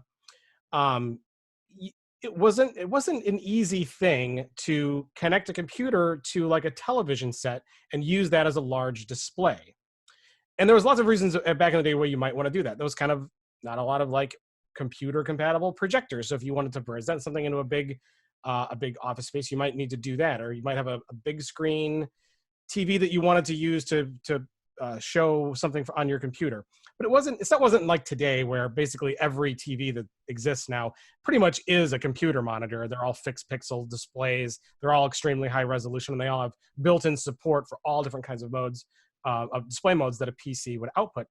But televisions back in the day, especially in the pre-HD era, wouldn't have been that easy to connect a computer to. You got a VGA, which uses RGB output, and usually on a TV that had maybe an RF input or a composite input, NTSC kind of display. So it wasn't easy. Herman, back in the day, did you ever try to like connect a computer to a television set? Well, I'll tell you, when back in the day, my first company was an internet service provider. And this internet service provider was in a town of 10,000 people, and the median age of the town was 47. The median age. We had children in town, but the median age is 47. So we had a bunch of seniors. And this was in the 90s when right clicking and left clicking were kind of a foreign term. So we had a lot of problems with getting our customers familiar with PCs. So what we ended up doing is we developed an interface that looked like a Simon game. If you remember the big round Simon games with the 4 buttons, and we had a button that said internet, and it was the browser, and email, and then 2 other things. I think they were chat software and cat pictures. I don't know. But we wanted to make it easier. So we went and bought a whole bunch of computers. We used PC to TV connectors, and we went to people's houses in order to sell internet and make more money off internet. We took old PCs with PC to TV adapters, created this interface, and created our own PC to, or I'd say net PCs before that was a thing, well before that was a thing. And with the ISP, we did a lot of weird things like before other people did it. We created a browser bar at the bottom that put ads on. Actually, the guy that created that software for us ended up selling it to a company, I think, called Net Zero. And interesting. It didn't really work out for us because we were in too small an area. But advertising based internet was a big thing for us for a little while, and PC to TV things to make it easier for seniors to use. So yeah, we used the heck out of those things. I loved them because I was an fun little nerd guy. So I even took those to just make cool displays in my house because I had a TV VCR repair shop too back in the 90s. So we would take the TVs that people abandoned and hook them all up to computers and make cool displays inside the store. Yeah, and as you can attest, without one of these little boxes that could handle the conversion of kind of the PC output, usually much higher resolution than what TVs at the time could support, without one of these, it was practically impossible. And there was a very interesting time in the late 90s, early 2000 eras where we were kind of on the startup of like HD TVs, and graphics cards and at the time would often have sometimes component outputs or have outputs that were a little bit easier to kind of convert. Or if you had a television that had maybe an RGB input, I'd written a series of articles at the time, long time ago at a different place, that kind of explained how to tune graphics cards and set things up so that way you could actually interface a PC with a TV directly without one of these boxes. But these things made it a lot easier, and they were, like you said, they were everywhere, particularly used in a lot of businesses. So, and it worked pretty simple, but some of them were actually just very basic, and they would just kind of take a display output in. Some devices. That one's high end. That has video out. Yeah, it has S-video. It had a SCART output, but also it has a remote control and a lot of different features to like zoom in on certain areas of the screen, and a lot of presentation features that that businesses would have liked at the time. And you could like spotlight things and freeze panes, and this was a real nice one. So I thought it would be kind of cool to show off what was necessary back in the day, because we kind of take it for granted now. You can go to any Best Buy or any place like that, buy a 80-inch consumer 4K LCD TV and hang it up somewhere and just plug a computer right into it and use it as this giant display screen. That sounds fun. I think I'm going to do that later. Yeah, super cool. Yeah. But that was not a thing you could do a long time ago unless you had something like this. How long ago? How old is that device? Oh, this one. That is a really good question. I hope you've enjoyed this episode of Matt Whitlock is Old. Yes. Yeah, no kidding. Oh, boy. Rich, I don't know. I can't remember when the heck I got this thing. I think this one was 2001. Okay. But I will tell you that the box says it's designed for Microsoft Windows 98. So this would have been in the very late 90s, early 2000s for this one. This was a pretty high end one at the time too. it's certainly one of the more feature-rich models. Rich, I also want to point out that according to the box, this has patented FS400 technology. Whoa. Yeah. Well, in those days, if there was no FS400 in there, I just, walked on. Steve, even today, if I see a box that doesn't say FS400 on it, someone tried to sell me some clams the other day that weren't FS400. I said, no. Why take a chance? Every piece of technology I have from there on must have FS400 technology built in. It's required. That stops you from getting sunburns from it. Yeah, I douse myself in FS400. Oh, that's funny stuff.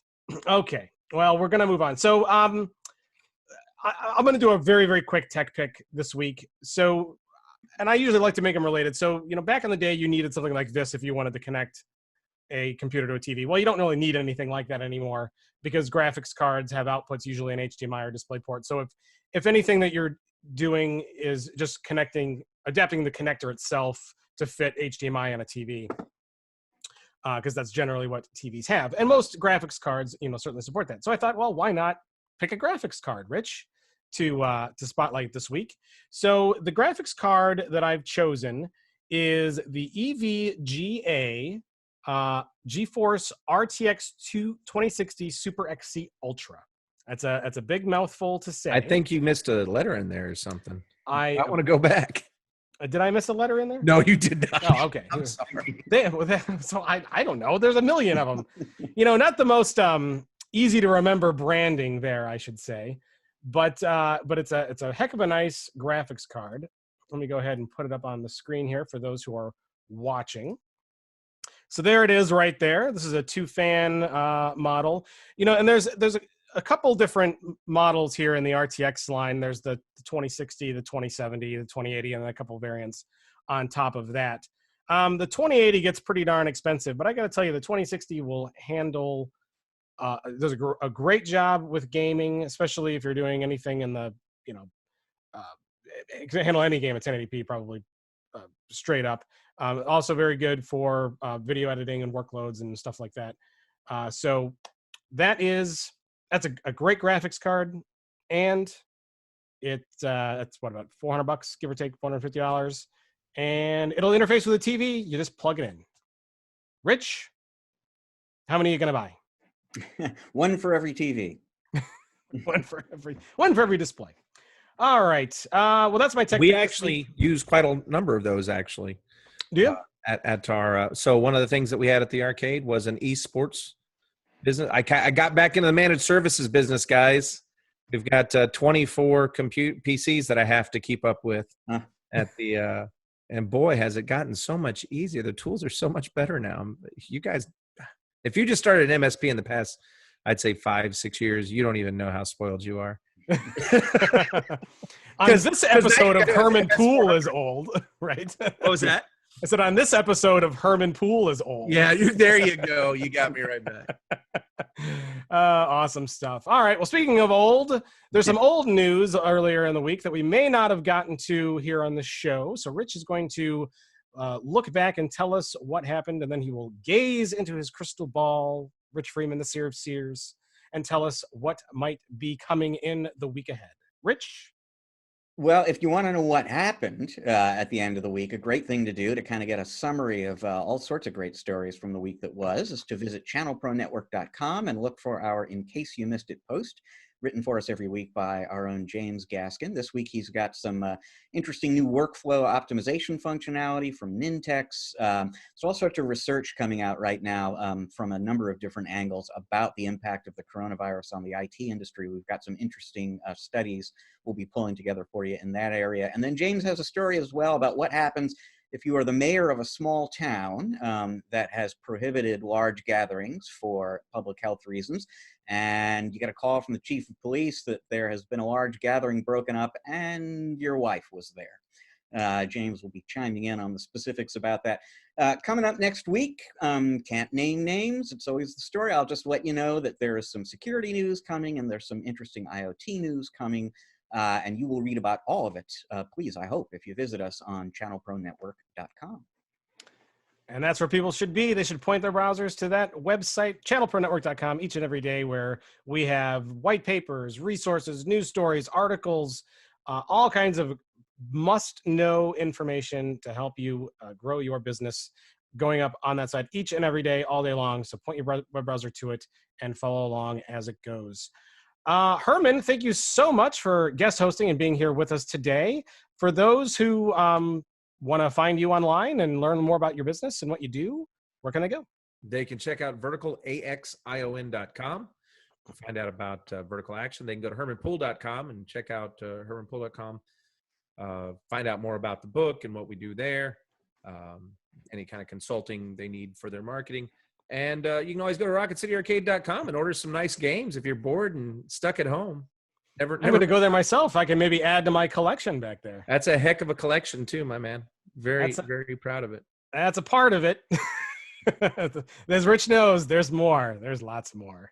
No, there certainly should be. What you need to have at least, let's see. So we've had, I don't know, just in the past few years, you've got 8 different systems that you could have. So, and then if you go all the way back to 72, you could get a Magnavox Odyssey, which was literally 3 squares. That's all there was. And they put an overlay over your TV and it would have like a picture of someone playing tennis like this. And that was your game. Like the square would go back and forth. And then you say, oh no, I want to play hockey instead. So you'd put a sticker over it, over your TV. That was a picture of people playing hockey. So, Yeah, I don't collect anything quite that far back. My collection starts at the NES era. Well, I've got my grandson playing something called the Odyssey 2, which came out in the late 70s, and he has been loving that machine and the old Intellivision as well, both of them. They're very easy to pick up and play, which is it's not all games are these days. Opportunity to reconnect with old technology and share that with our kids, and or just have fun ourselves. Yeah, that's the whole kind of point behind the museum pick. So. And is your book, is it available like on Amazon and most book places you can buy books? Absolutely. If you want to drive on down to Barnes and Noble and pick yourself up a copy, or Books A Million, you can go to Borders. Oh wait, they don't. That's probably not the best one, but yeah, you can go to Amazon.com. You can go to Kobo. Apple. It's everywhere. It's 1 Hour Marketing, The Entrepreneur's Guide to Simple, Effective Marketing by some dude named Herman Pool. We will put a link to your book on Amazon on the show notes page for people to quickly and easily go and find it. So that is going to wrap up episode 141. If you want to follow Channel Pro Network on the social networks, we are Channel Pro Network on Facebook, at Channel Pro SMB on Twitter. If you want to follow me, I'm at Matt Whitlock. Rich, you are? At Rich Free. And Herman, do you have a social presence? Sure. You can check out at Get Noticed Make Money on Facebook. Fantastic. That they shall do. So without further ado, we're going to wrap up episode 141. Thanks again for listening and or watching. Please subscribe to whatever version. If you're on listening, you can subscribe to us on iTunes Podcasts, Google Play Podcasts. We're on Spotify. We're on Stitcher. All those places you would expect. So definitely please go and subscribe there. Leave us a good rating. If you're on YouTube, hit the red subscribe button in the corner and the bell thing so you get notifications of when we post new episodes, and you can follow along there. Thank you again. We will see you all next week.